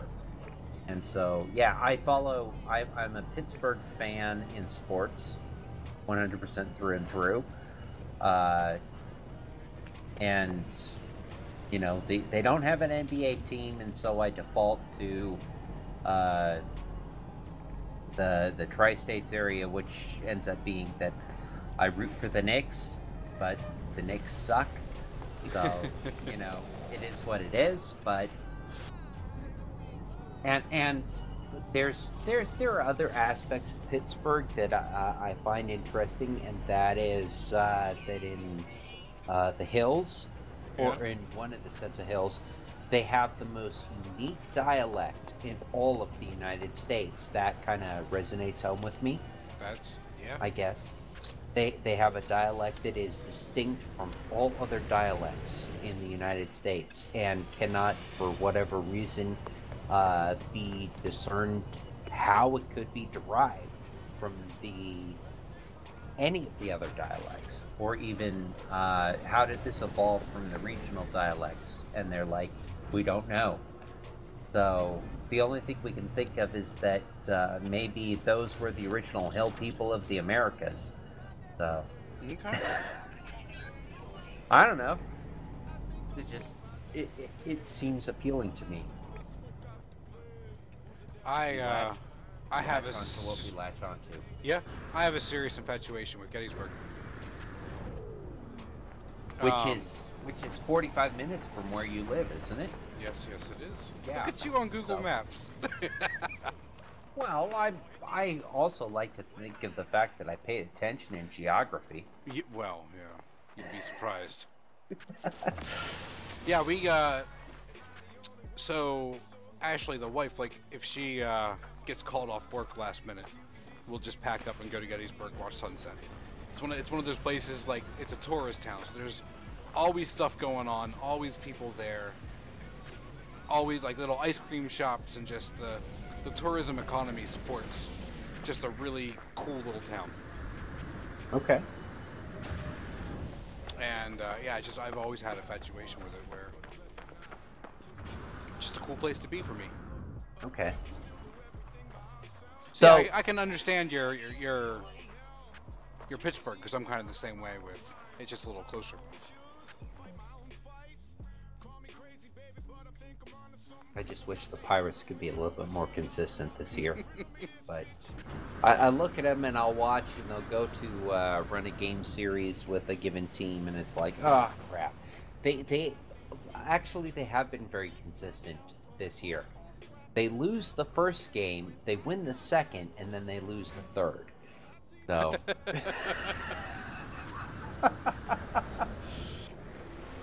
But yeah, no, I follow the Bucks. I follow the Steelers. So, there's something. It has been a long time since I've been to your neck of the woods, but they still have plenty of barns with hex symbols on them in the area. With stars and stuff? Hex symbols. Pennsylvania Dutch hex symbols. Yes. Okay, they're still there. They haven't disappeared. No. Okay. So a new thing too is the like stars on the side of buildings, and they use them as decoration. But they were originally designed for like the bowing of the like a brick house that bows out. So they put a steel beam through it to pull it back together. Okay. And to disperse the weight, the load on the brick, they would put a star on the outside of it. But that star it was so prevalent that it became decoration. So originally it was placed there to denote where the support was. To spread the load. So like if you just stick a steel beam through the house to stop the brick from bowing, the brick that it was placed on will crumble. So if you disperse the load with a star, then you have 6 points of contact instead of 1. Or 5, or whatever. So the beam is a 6-pointed star? Yeah, it's on the sides of old brick buildings. But when we say a star, we're not saying that it's painted on. We're actually talking that it's actually the end of the steel beam. Yes, it is. Well, historically, that's what it was. They don't really make brick buildings that bow much anymore. We properly support them now. But this star has become a bit of decor. Okay. So you just see those on the side of buildings all the time. All right. No, now I get that. Oh, here's a question for you. Mm-hmm. Do you have textured walls, or do you have flat walls in your home? I am in, I think, like an 8-year-old home. So Mine are all flat, no popcorn. Oh, okay, all right. But I grew up in, I think it was 60s or built 60s or 70s, and it had popcorn ceilings. But not the walls? No, I don't think I've ever been to like a, besides like textured wallpaper. Okay. Yeah, that still hasn't hit us yet here in Idaho. And I have a friend, or had a friend who sold, when they were going to sell their old home, which they had basically just turned into a rental when they moved out here, but they went to sell it. And it's closer to the DC area. Okay. Say, yeah, Baltimore, Virginia, DC area, something like that. Anyway. Yep. They when they went to put their house on the market, that was the big thing, is that everything in the house was functionally pristine. It had a brand new paint job, but they still had to go in and they had to shave all the walls and put a new paint job on, because the house was, they were told by the real estate agent, the house would not sell without smooth walls. So, but yeah, where I live, well, I'm in an apartment. I have the textured walls, popcorn. Yeah. And the ceiling is like, might as well be a rasp for all intents and purposes. I don't, yeah, when you say textured ceiling, it's not popcorn. It's like, if you were to run your arm against it, it would start to bleed. So, it's just interesting how interesting how trends progress.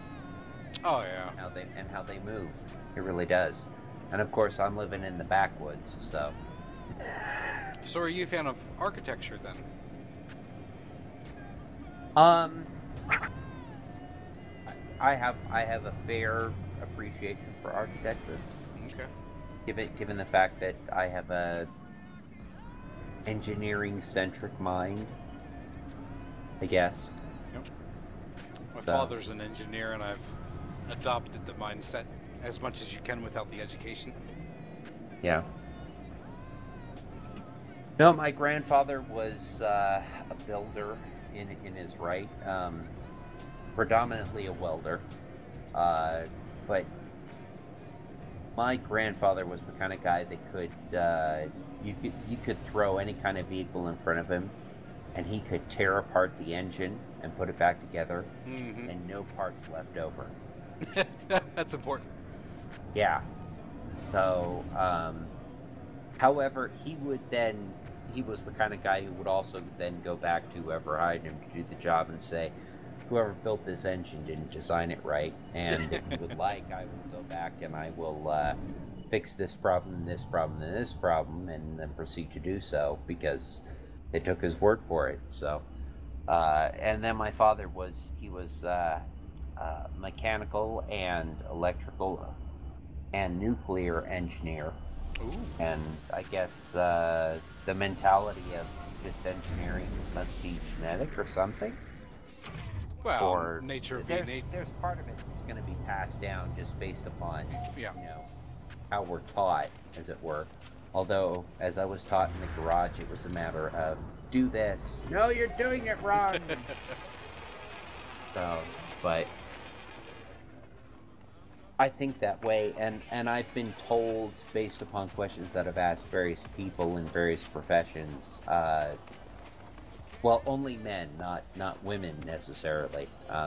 No, I've never been asked this by a woman, but like I've been asked numerous times by eyeglasses technicians and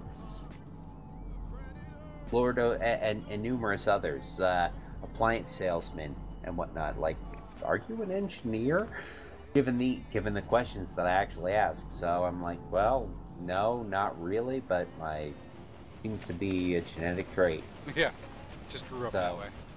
Yeah, I have a closet full of tools that I have only used once. So, if that means anything to you, I have a cousin who's the exact same way, and my cousin's been alive longer, so his collection far exceeds my own. But yeah, my father has an entire storage unit for all of his tools. Wow. So, yeah. Although some of his are inherited. You gotta see the hydraulic press sometime, and the drill press. Like, they date back to, like, the 40s, you know, hard cast iron steel, mammoth structures. So, in fact, the drill press that my father has, it was the same drill press that tore my grandfather's arm off. That's a story if you ever want to hear it in and of itself. So, anyway, but most of our tools are inherited too from my father-in-law, so we have a garage just full of welding stuff that, you know, it's never going to get used. Yeah. But no, I had one of my mom's friends. I have a lot of good memories from the Pennsylvania Dutch area. My mom's friend, pretty sure it was Barb. I can't keep all of her friends straight because they're her friends, not my friends.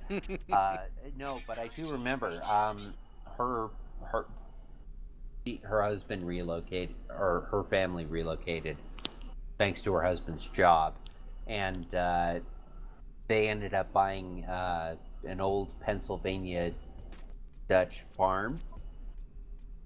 You know, and I mean, it was kind of like out there in the boonies, as it were, but I remember spending a large amount of time as a kid, because of course the adults were talking amongst themselves, rummaging through the dirt in the floor underneath the barn. Yeah. And the discoveries that I came up with. I mean, I filled like 2 baskets full, and Barb, if it was Barb, or was it Char, I can't remember, she was like, "You can keep that, you can take that home with you." Yeah. And it was a wide variety of stuff. But the thing that was interesting is that some of the things that I actually managed to pull out of it, mostly metal-based stuff, tools, I've come to actually learn that they're worth like thousands of dollars. Oh wow! Because of the fact that they're like 200 years old. Yeah. Yeah, that barn was actually that old. Who knew? I was like 14, 15 at the time. So, anyway. But in and amongst that, I managed to get an entire collection of Duran Duran and Hall & Oates tapes out of it as well. They were half buried in the dirt. Thankfully, they were still in their cases, and so they were still playable, you know. But so, any like digging in dirt floors, I always found coal. It was just it's just you dig deep enough and you get chunks of coal from furnaces or whatever was in the area. Okay, not naturally occurring, but no. leftover from what was. Yeah. Yeah, absolutely. No, I that was in the basement of my grandparents' home. Absolutely. Yep. That it was the floor itself was black just from bits. Yeah, okay. So, although not that I went down there that much, because my grandmother was an insane cat lady, and she adopted strays, and because of the fact that none of them were fixed, all the toms stayed in the basement and the females stayed upstairs. And there was good reason for that, because the basement smelled. Oh man. Oh man. No. Yeah, so even when I was allowed to go down there, I didn't want to stay that long. So. But the only thing that, and you probably got them where you are, that I really miss, you probably got them right now, is the fireflies. Oh yeah, is that not a thing? No fireflies out in Idaho. Yeah, I miss fireflies more than anything from Pennsylvania. Oh man, driving at night, like the tops of cornfields or just soy fields, whatever. Yeah, about a foot above the top of whatever grain is there. Just gorgeous. Yeah, yeah. That is the one thing. I remember spending hours and hours and hours filling jars with fireflies, and there's none to be had out here. So.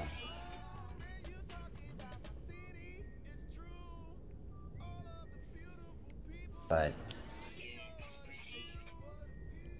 the only thing I can say is go and grab yourself a bag of Martin's pretzel and cheese. You know what I'm talking about? No, but yeah, junk food's not something that no doesn't come into the house around much. me. No. Well, even if it's not, when you're out and about on your own, look for a bag of the next road trip. Yeah. Well, it doesn't have to necessarily be a road trip. I mean, yeah, Martin's. It's waffle pretzels, cheese. Okay. It's sandwich cookies. They're freaking. My sister sends them to me, but she lives in North Carolina, so she can get a hold of them. Okay. But I can't get them out here. So. But the honey mustard and onion pretzel pieces. Oh, those are delicious. I have a hard time with those, man. Yeah. So, Snyder's. Yeah, those are delicious. But that's your neck of the woods, man. Yeah, yeah. You're living in the birthplace of the potato chip. Is it really? Yes, that's Utz potato chips, man. That's where they come from. Well, I knew they were from here. I didn't realize Utz was the genius behind it. Well, they were the genius to make it a national thing, but yet even today you don't see Utz potato chips. And yet, if you went back to the 40s, 50s, they were Lay's didn't exist. It was Utz. You bought Utz potato chips. You didn't buy Lay's potato chips. So, but Utz is not associated with potato chips anymore. Huh. And even their other big product that they are associated with, which is the cheese puff. Okay. So it's Cheetos puffed Cheetos, Cheetos Puffs. Yeah, they stole that from Utz. So yeah, Lay's made it big. They're the one that's across the country everybody knows of, but they stole everything that they have from Utz. Utz did it first.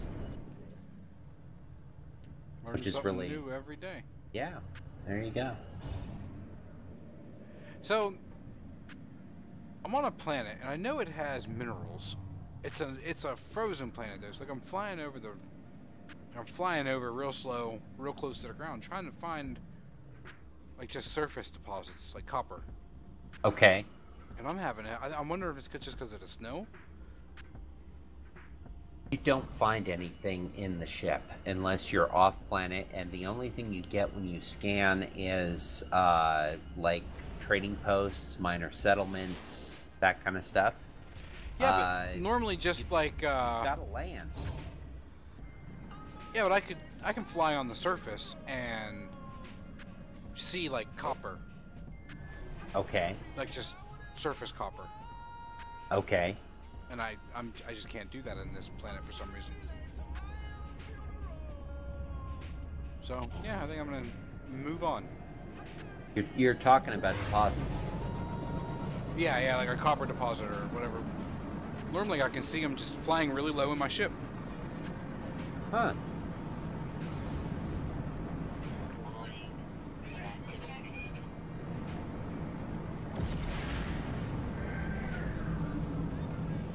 The only question I would have to ask is, what are the elements? Copper's always going to be there. You're never going to find a planet without copper, because it's part of the base dynamic. Yep.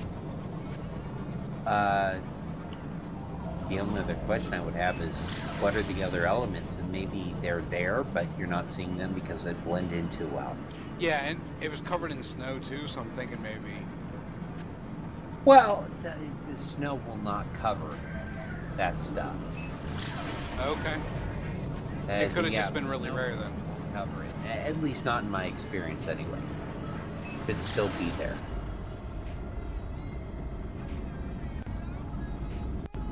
Man, I really like this one planet. It sucks. The Sentinels are so frenzied.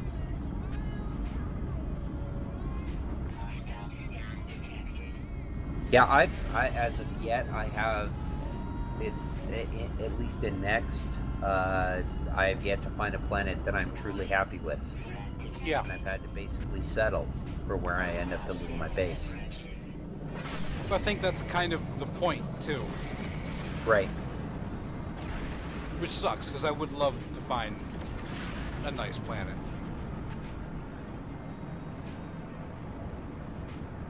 Well, wait long enough and you'll find it. Yeah. And then, and there's the thing. You can build as many bases as you want. Yeah, so that's kind of what I'm doing. Build a base, throw up a teleporter for the resources, and right. move on. Right. Absolutely. That's something that I guess it changed, that I had to adjust to. At least since the last time I played. What's that, being able to build multiple bases? Just the dynamic of where you would end up building your base. Ah. Well, given and also given the fact that, well, in the previous iterations, you didn't build a base computer. You had to find an area that had a base on it, and you had to claim it. Okay. Okay. So like the same as you find like minor settlements, transmission towers, abandoned buildings, resource depots, the whole 9 yards. Bases were the same as those. So if you found a planet that you liked, you then had to scour that planet in order to, or well, no, actually you didn't. You had to use your, I can't even think of that term. I'm gonna have to find it.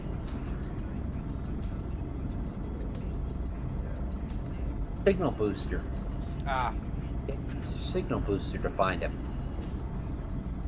Or you come across them randomly. And then it was there, and it was one of these, to be perfectly honest, I actually preferred it.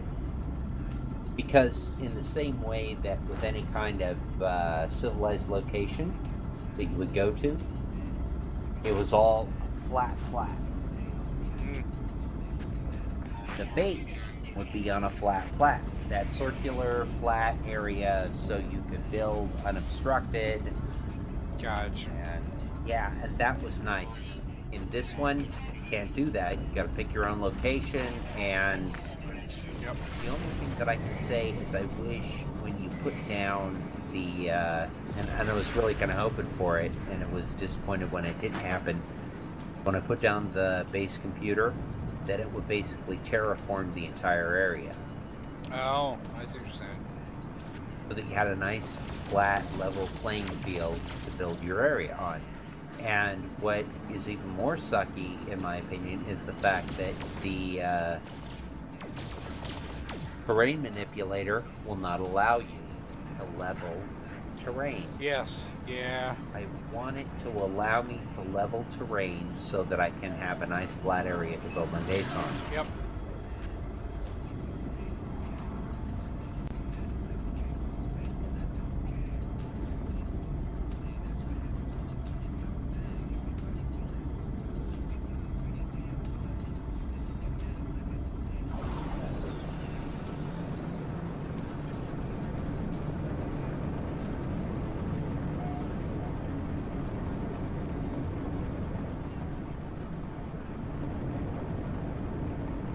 Alright, desolate world. Can I get some copper? You can get copper on any world. Yeah, I'm impatient though. Can I see copper flying over top? Oh, there's like nothing here.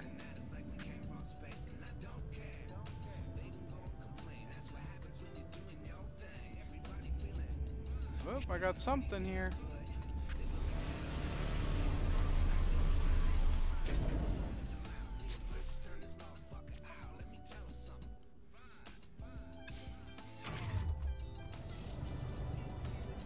So far, when it comes to materials, the only thing I've had a beef with is sodium. Oh, really? Yeah, that's... Yeah, the fact that you find that the sodium deposits, Mm-hmm. you might as well go. It's more efficient to go and find the sodium plants than it is to mine Okay. a sodium deposit.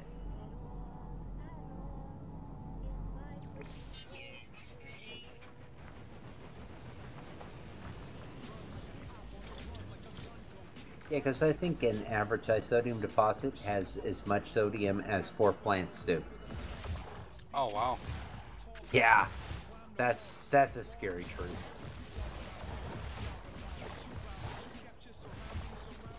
Well, at least that's my perspective anyway. It may not be accurate. But... It was like, I remember I was like, I need sodium because I had depleted all of mine in a space battle. What are you using sodium for in your ship? Shields. Oh, I don't have shields. Yes, you do. Every ship has shields. I'm yet to recharge my shield. Okay. You haven't gotten blasted hard then. No, like I run away before that happened. No, I was actually, and maybe I was kind of, maybe you call it a jumping the gun situation, but I joined in with Flare and Dub's game, so I went to whatever system they were in, and I went out into space and I went after some bounties as they popped up, and I ended up getting my butt handed to me. And yeah, like I depleted like 500 plus sodium. Wow. So we'll reiterate that 500 plus sodium nitrate. So the expensive stuff. Right, and so I basically searched the system for the planet that had the sodium deposits, and I went to that planet thinking that, well, by mining sodium the same way I would mine paraffinium or copper, I would do well. And as it came out, it was much more resource and time efficient to just roam the landscape and pick yellow flowers. Go figure, eh? Yeah.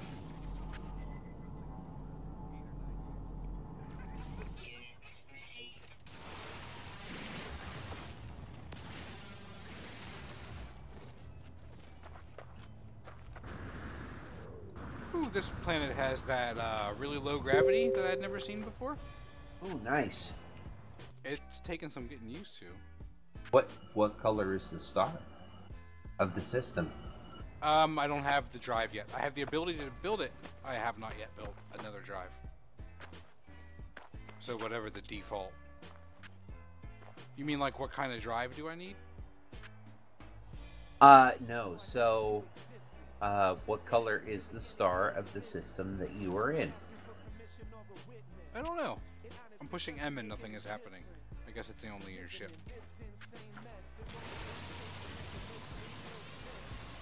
Well, if Discoveries will actually tell you or not. Oh, Discovery... Yeah, it doesn't. You'd have to be in your ship and in the galaxy map to actually know, I think. But they say the good stuff happens in the blue stars. Do you need a special drive to get to them? I don't know. I haven't gotten there. Dub would be the one to ask. Maybe Flair, I don't know what he's done, but I know that Dub went to a blue. He went to a blue star. While we were all playing together, and said this place is awesome, so... Alright.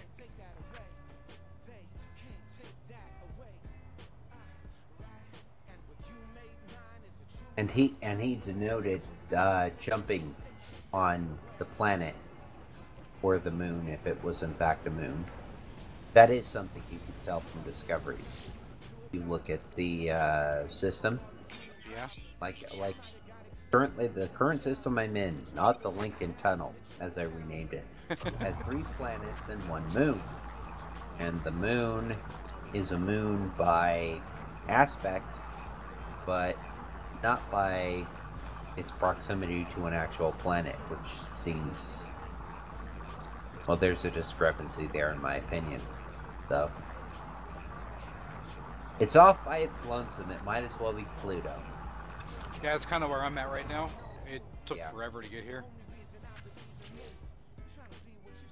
So here's your trivia question for the day to see how well you've been paying attention to recent history. What is the size of Pluto in relation to our moon? I don't have the slightest clue. Our moon is 5 times the size of Pluto. Wow. So do we really want to call Pluto a planet? The thing to be aware of is the fact that we've found at least one that I know of other bodies out in the Kuiper Belt that are as big as Pluto, although not as spherical as Pluto, and not as visible as Pluto. But there are indications due to gravitational pulls that beyond the Kuiper Belt there is a body of very significant size that is having an effect on the asteroids or planets or minor planets, whatever you want to call them, of the Kuiper Belt. And we're currently looking for it. And so there's the argument as to say whether or not it is actually within our solar system or whether it's beyond our solar system. But yet, given the indications that we've noticed, it's probably well beyond the size of the Earth. And it's out there, and for all intent and given all indications, it is in fact actually orbiting our sun. So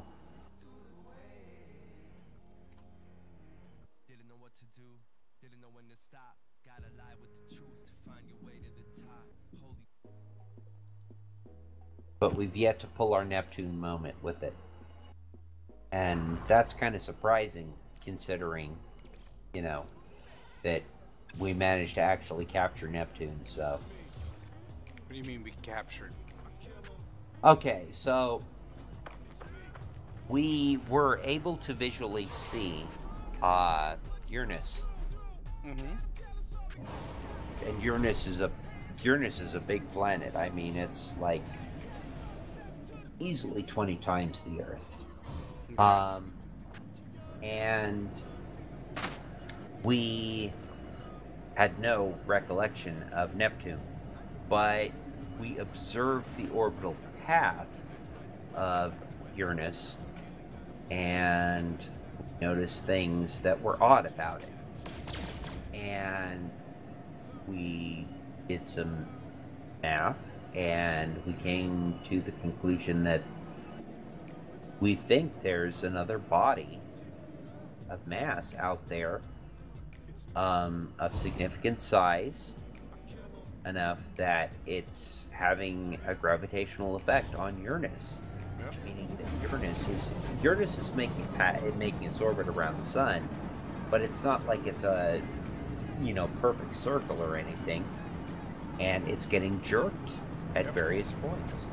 And so the math was done and calculated, and they eventually said, okay, we believe that if we look up in the heavens tonight in this location, we should be able to see whatever it is that's having an effect on Uranus. And we set up our telescopes, and we took a look at that time and at that location, and voila, there was Neptune. And that's how we found Neptune. But yet, when it comes to this larger, massive body that is out, as we believe, in the Kuiper Belt or beyond the Kuiper Belt, that is significant in mass, very significant in mass, orbiting our sun,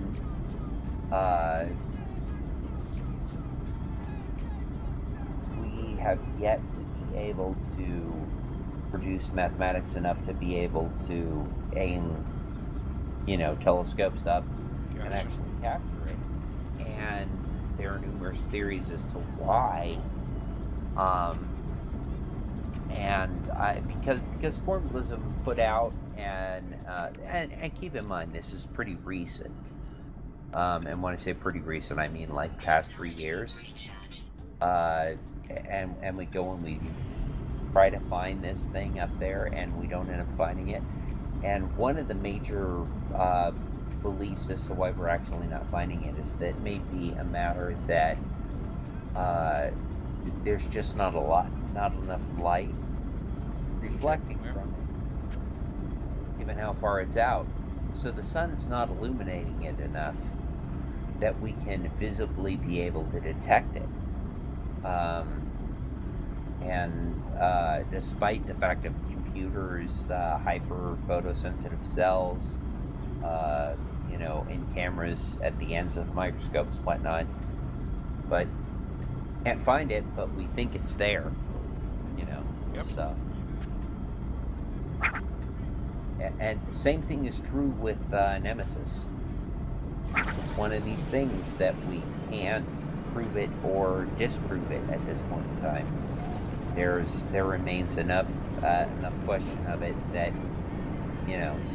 it's there, but we can't find it. And the question is, why can't we find it? So. Ooh, I think I just landed on runes. Runes? Yeah.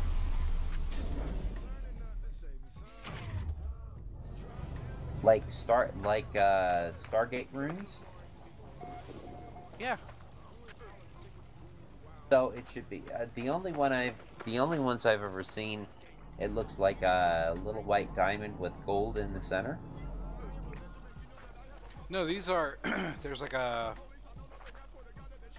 something like there's a ramp leading up, and then arches. It looks like there was a building here, and it's ruined. Oh, ruins. Yes. Okay. Okay. So, take your scanner and look around and see if there's stuff buried underneath. Have you experienced that yet? No, there's a plaque here. Okay. Ancient marker hums at a frequency that burrows deep into my being, filling me with voices of Korvac echoes.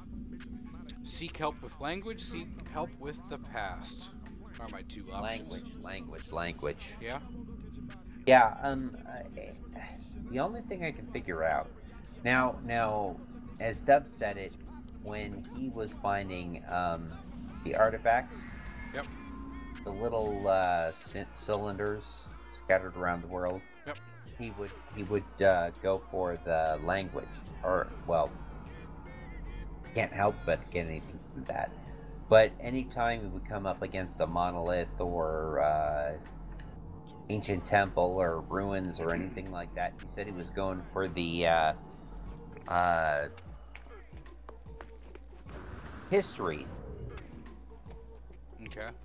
But what I experienced is that I was not getting anything for learn secrets of the past or whatever it was, or history of the past. Okay. I got absolutely no benefit from that. No increase standing with the given species of that system or any of that kind of stuff. Yep. And so the only thing that I could conclude was that until you know the full language... Oh, yeah. You won't actually be able to understand it. But that doesn't mean that necessarily if you took it for the history, yep, that you wouldn't at the time that... Because I couldn't get anything to pop up. I do remember in early iterations of the game that when I would go there and I would seek like history of the past or revelation of the past or whatever the heck they wanted to call it, I don't remember. Mm-hmm. I would actually get like dialogue of like, for example, the Vy'keen, an actual script of like the story of Herc, you know, and whatnot. But I'm not getting that in Next for whatever reason, and I can't find anything in the guide or in the log or milestones or discoveries. So either it's a glitch, or I'd like to draw the conclusion that it's not, and I need to learn the language before I can learn the history. Yeah, that makes sense. Yeah.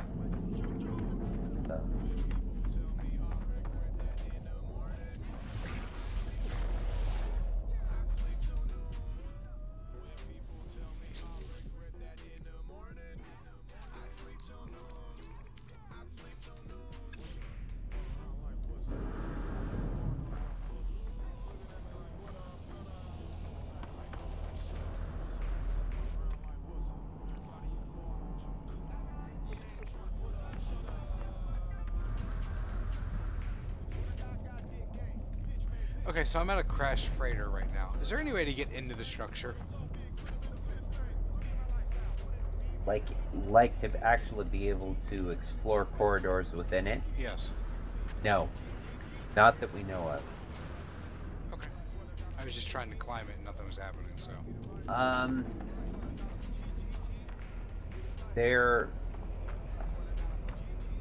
There's a section of that crashed freighter where let's see, there's actually there's 4 buried vaults. Yep. Storage containers. On the other side of the big bar that you have to jump over. And I do know that if you go to the outside edges of those, there are areas where it will actually say that you have entered that area, and you will get the thermal / environmental protection. If that's at all beneficial, which it has been to me. So, like, you can literally run into those areas, and you'll discover them. I'd like to try to describe them, but I don't think I could do it justice. Just run around it until you see it indicate. And that can actually help you with dealing with the radiation that comes off of opening those stupid containers. So, and you'll get that indication. You've now entered in this crash site, or ship, or freighter, or something like that. Anyway, but that's as good as it gets. Tells you you did, but Did you really? Nah, not like you'd like to. Yeah. Not like in Subnautica, which Frog's playing. What's that? Frog's playing Subnautica. Did you not see him pop on? No. Yeah. Oh well, he's not. He's not now. What the heck, Frog?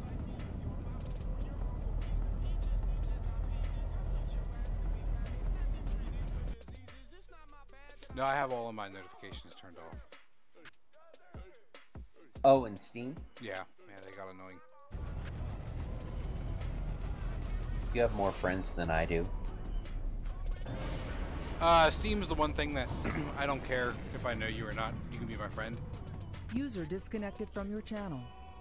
But Facebook, I only want people I actually know. Steam, whatever.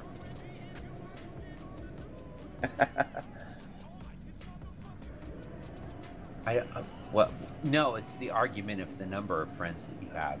Yeah. Oh, well, boy, I guess I can find out that one easily. But I have a lot of friends because I'll be friends with anybody. Right. You're the one that made the comment about I'm a social butterfly. You are or I am? No, you. Oh, yeah. Okay. I know we were all on one night in some game. User entered your channel. And you made some. I made some comment about, should I accept this person as a friend or should I not? And Yeah. you made somebody made the comment, and I think was either you or Dubber Flair that said, "Yeah, absolutely, I'm a social butterfly." So. Yeah. Especially online, like I want to talk to people. No Man's Sky is the first game that I've gotten on alone in a long time. Because most of the time I play games to be social. Okay.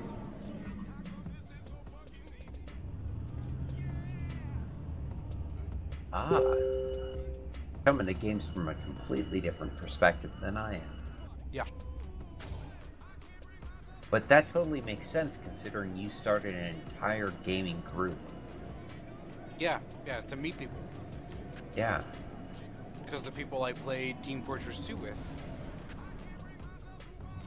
no longer played. And for me, typically, gaming has always been an escape. In a lot of respects, at least in the latter part of my life. Latter half of my life, I should say. Oh, I can definitely say that too, but I'd still rather be social. I can escape from reality and still talk to people.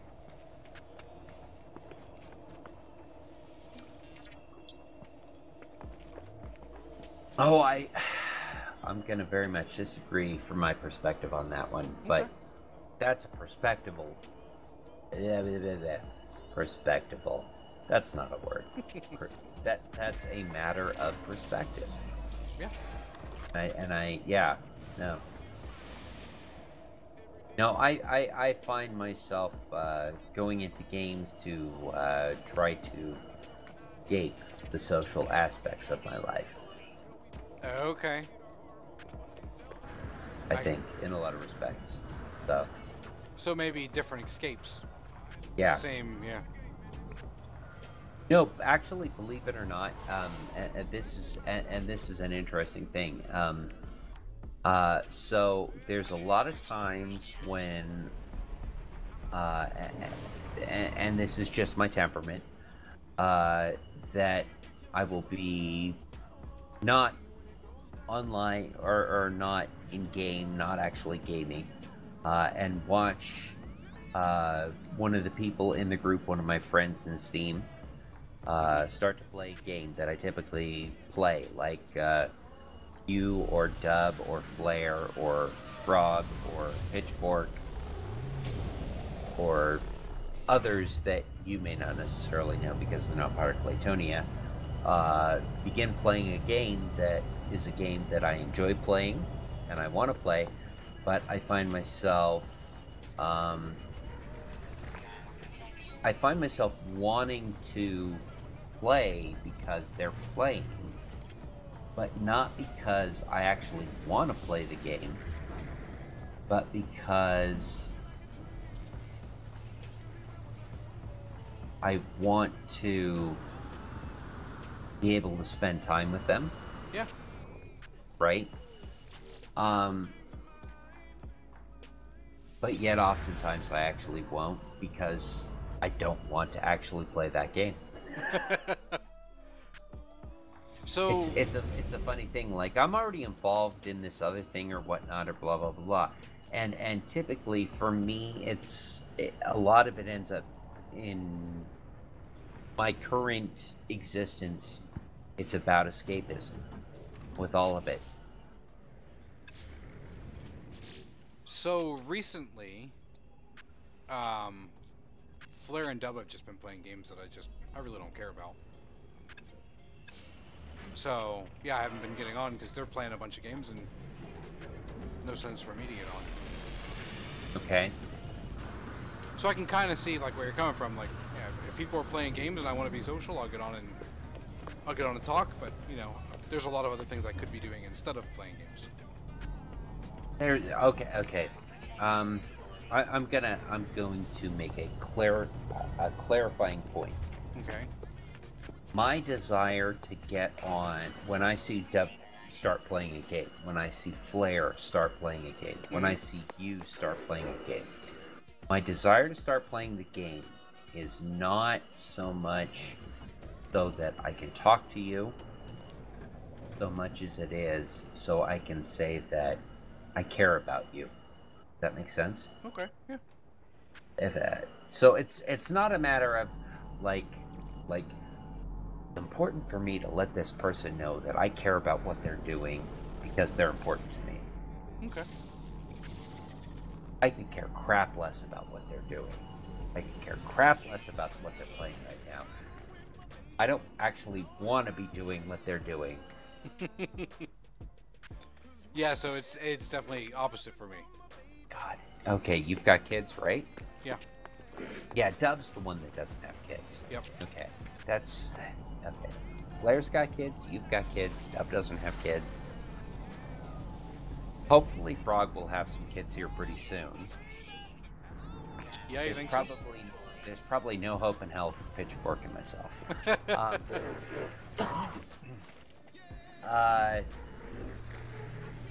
But it's that entire concept of your kids will be into something that is like, this is the stupidest thing in the world, but yet you find yourself being involved in exactly what they're doing and trying to have interest in it because of how much you care about them.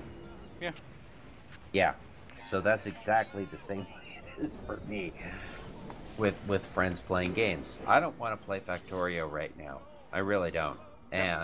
But you're playing it, and so suddenly it's like, I want to be playing Factorio because I want you to know that I care about you and you're doing this right now, and so I want to be a part of that.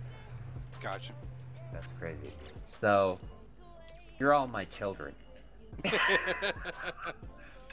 And yeah, for like I was saying, for me, like if they're playing something I don't want to, like I'll go and work on a script that I've been trying to write for a while, or watch a movie or something like that, where just When you say write a script, I do a lot of bash scripting for automation. Oh, okay. All right. Ah, wow. Takes me back. There was a brief period of time in my life where I earned extra under the table money by, for lack of a better way, I don't know if there's an actual term for it, auditing DLL files for errors. Okay. And half of what I did, I don't even remember at this point in time. Same way, I can't remember. I used to be able to navigate my way through MS-DOS like there was no tomorrow. But I find that I have difficulty even dealing with command prompt these days, so go figure. I spend a lot of time in a Linux terminal. Hours every day. Yeah, you're doing Linux, and given what I've heard recently about the direction of Windows, I'm much more inclined to think that, crap, I may lose my entire Steam account, or at least half of it, or 3/4 of it, due to the fact that I ain't gonna have anything to do with Microsoft anymore. So, you'd be really, really surprised what you can do in Linux. So can you get non-Linux supported Windows games to run in Linux? Yes, No Man's Sky runs flawlessly. I just haven't taken time, I haven't had time to get the controller to work, and this is a game that I use the controller to fly ships, and that's it. So I hop my ship, I pick up the controller. So yeah, I just need to spend an hour and sit down and get it to work. Wow. What's that? I guess I didn't realize. I said, wow, I guess I didn't realize it was... Yeah. It was that easy. Yeah, no. So like Steam, I think I have like 400 games. I think maybe like 175 of those are played in Linux. I'm guessing. It's been a while since I've even looked. But yeah, there's quite a bit, and then with the Wine compatibility layer too, like you can do quite a bit. Okay, so I'm not quite paying attention. I'm having a you're good. conversation with Frog. Well, tell him to get on here. I gotta get off soon, but I'll say hi. Well, he doesn't have the game, so... Oh, you can hop on TeamSpeak. I'll say hi for 10 minutes, and I gotta go. I'll tell him then.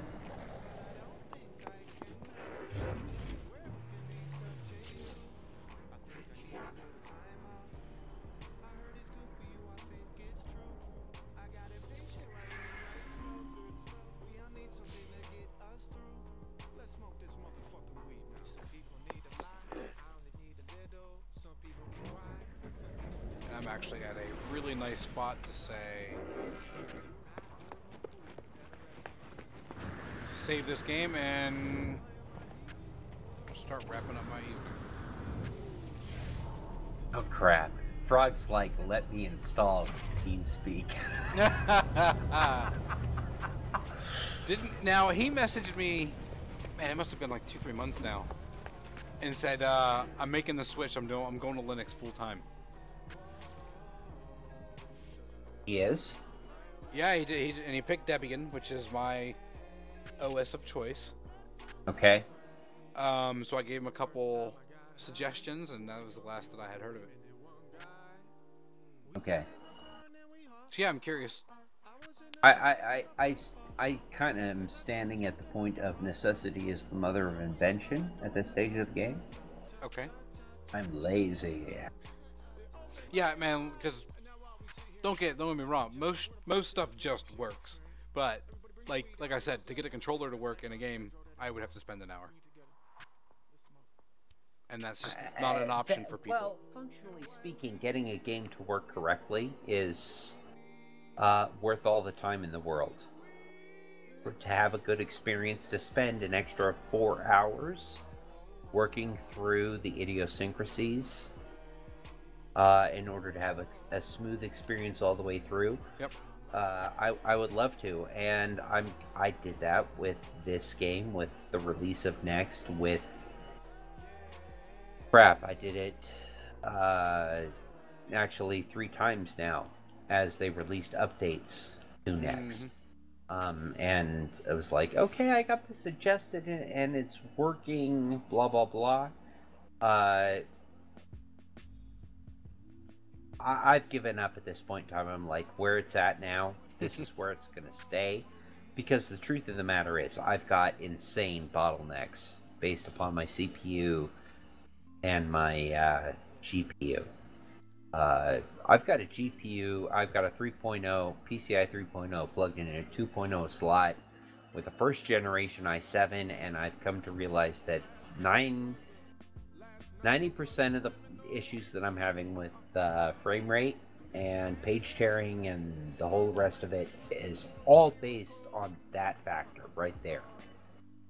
And I know full well that my experience playing this game, visually speaking, is still 100%, maybe 200% better than a person who's playing it on a PS4.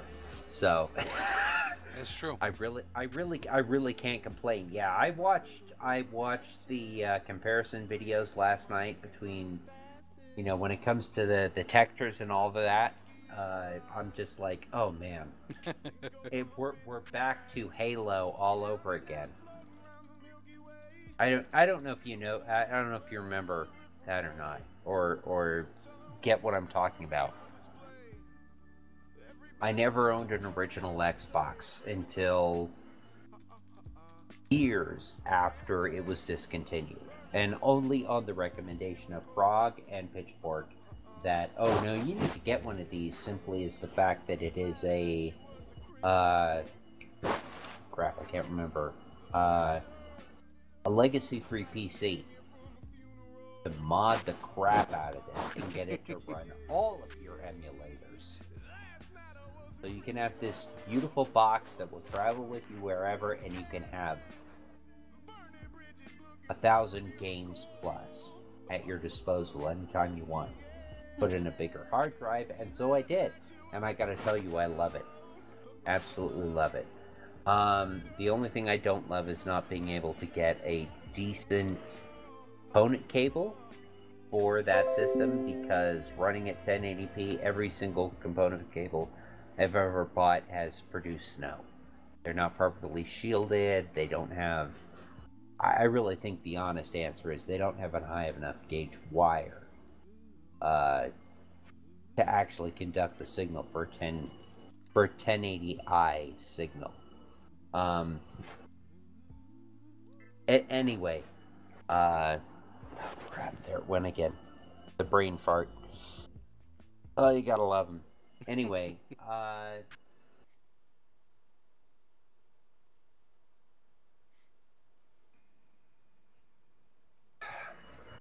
now I have to backtrack myself. My thought process as it ran away from me. Yeah, it's alright. Help me backtrack if you were actually paying attention to what I was saying.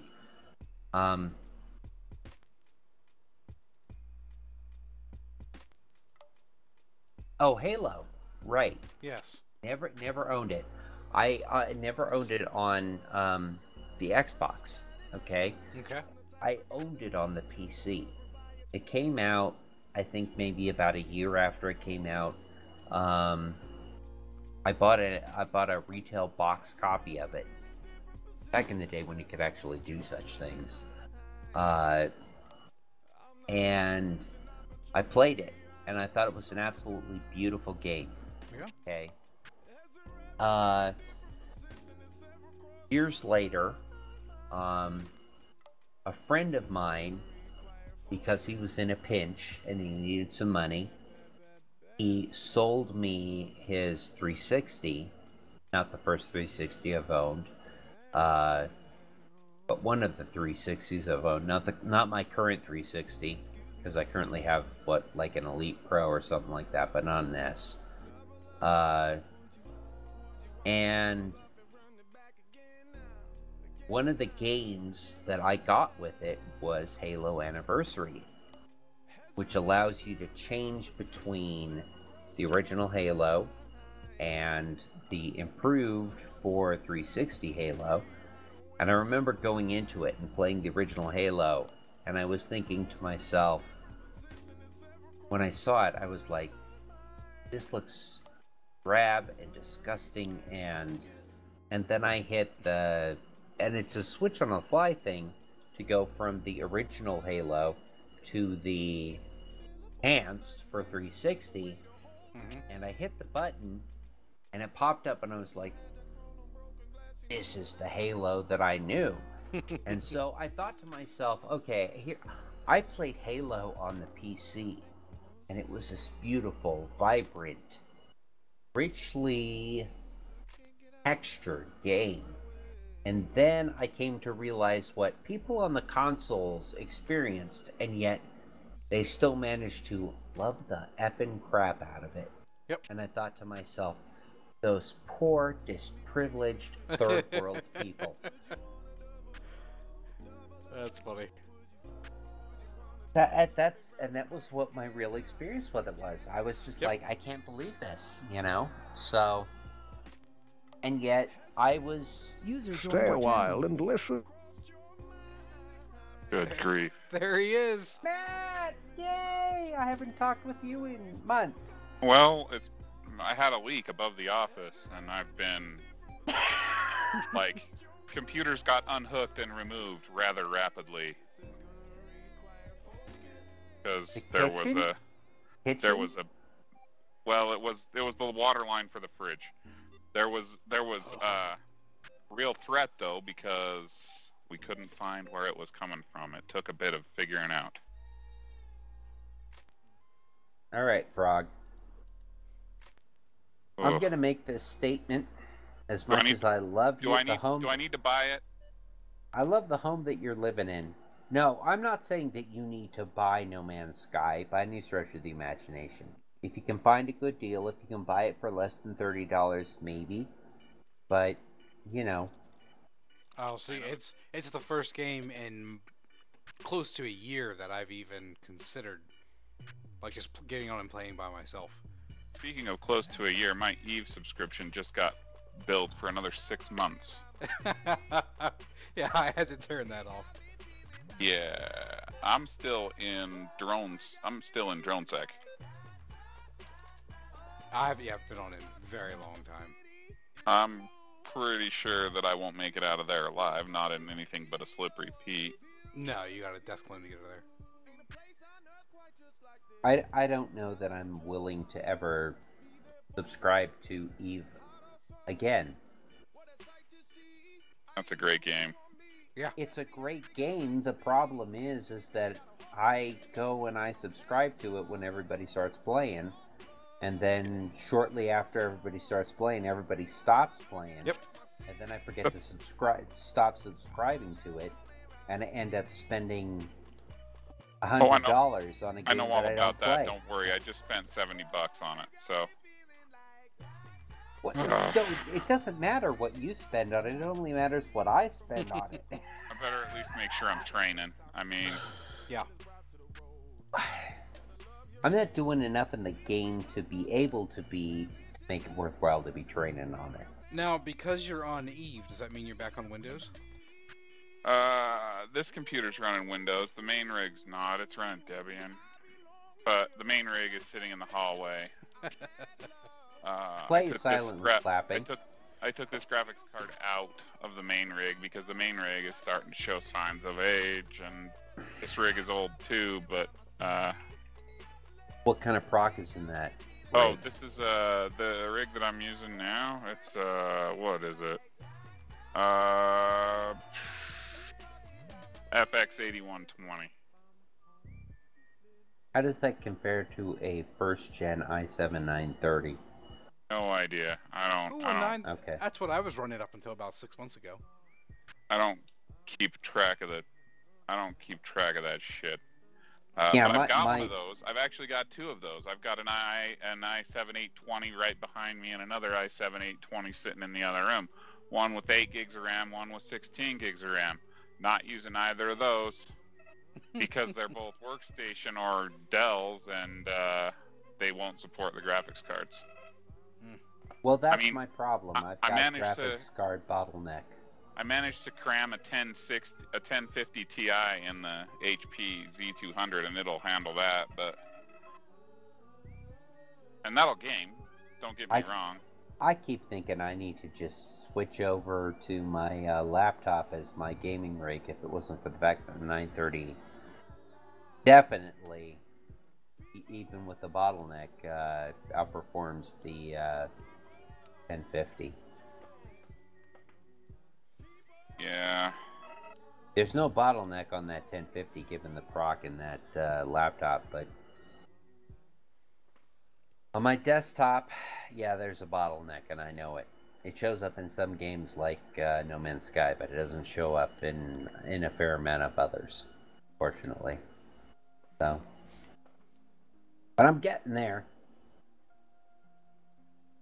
I'm working on a build, saving the cash.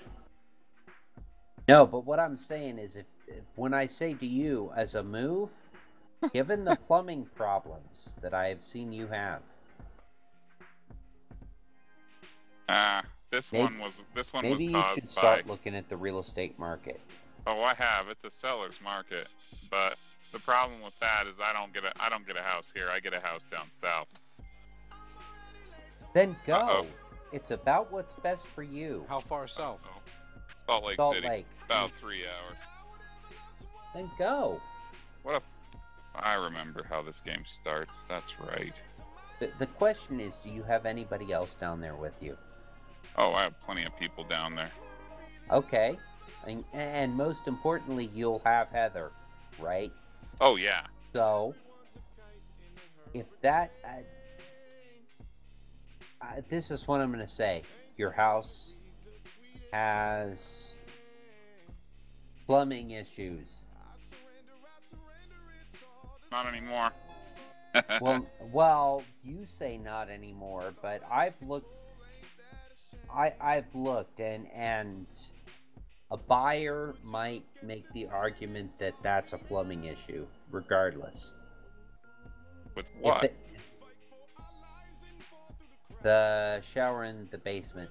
Oh, that'll be fixed. Of course, that'll be fixed. No, the argument is you don't fix that shit. You run the fuck away from it. Yes, where it stands right now, water is no longer dripping and rotting out the floorboards. But, you know, it's the concept of... I was almost going to say acceptable losses, but to be perfectly honest, given the age of your home, I'm not going to say there are any losses other than the sentimental. And yes, that's there. Even for me, given the few years that I've spent there in comparison to the number of years that you've spent there, it's sentimental to me. That basement is... Oh, yeah. A place of... Speaking of, we're getting together for some retro action. NES and SNES type stuff. I don't know. I was playing Contra the other day. You know, there's something I will have to say. I'm assuming that you and Frank are getting together as much as you always have. No. It's No? been too busy. And the league, man. I was literally out of it for like 2 months with the league. Oh, Wow. we're slowly, but I got into the group, and then the group is slowly but surely growing apart. It's so No, sad. we're still good. We just gotta. What? I don't remember what I just did. Oh, I'm fighting the dummy. That's right. I'm gonna make this statement. I'm more of a friend with you than I am with Drew, but yet I actually end up seeing Drew and maybe chatting with Drew on Steam more than I end up doing with you these days. That's because I'm never on Steam these days. That's right. That's the But point. number two, you and Frank do not call me to say, hey, we're doing this stupid shit. What stupid shit? We're sitting around watching YouTube videos. Come on over. Dude, invite me over. But, I've got plans in the works, like I said. I've got me, Drew, Frank, my little brother, and Brent all on board for a retro, like the old days. Spend the night at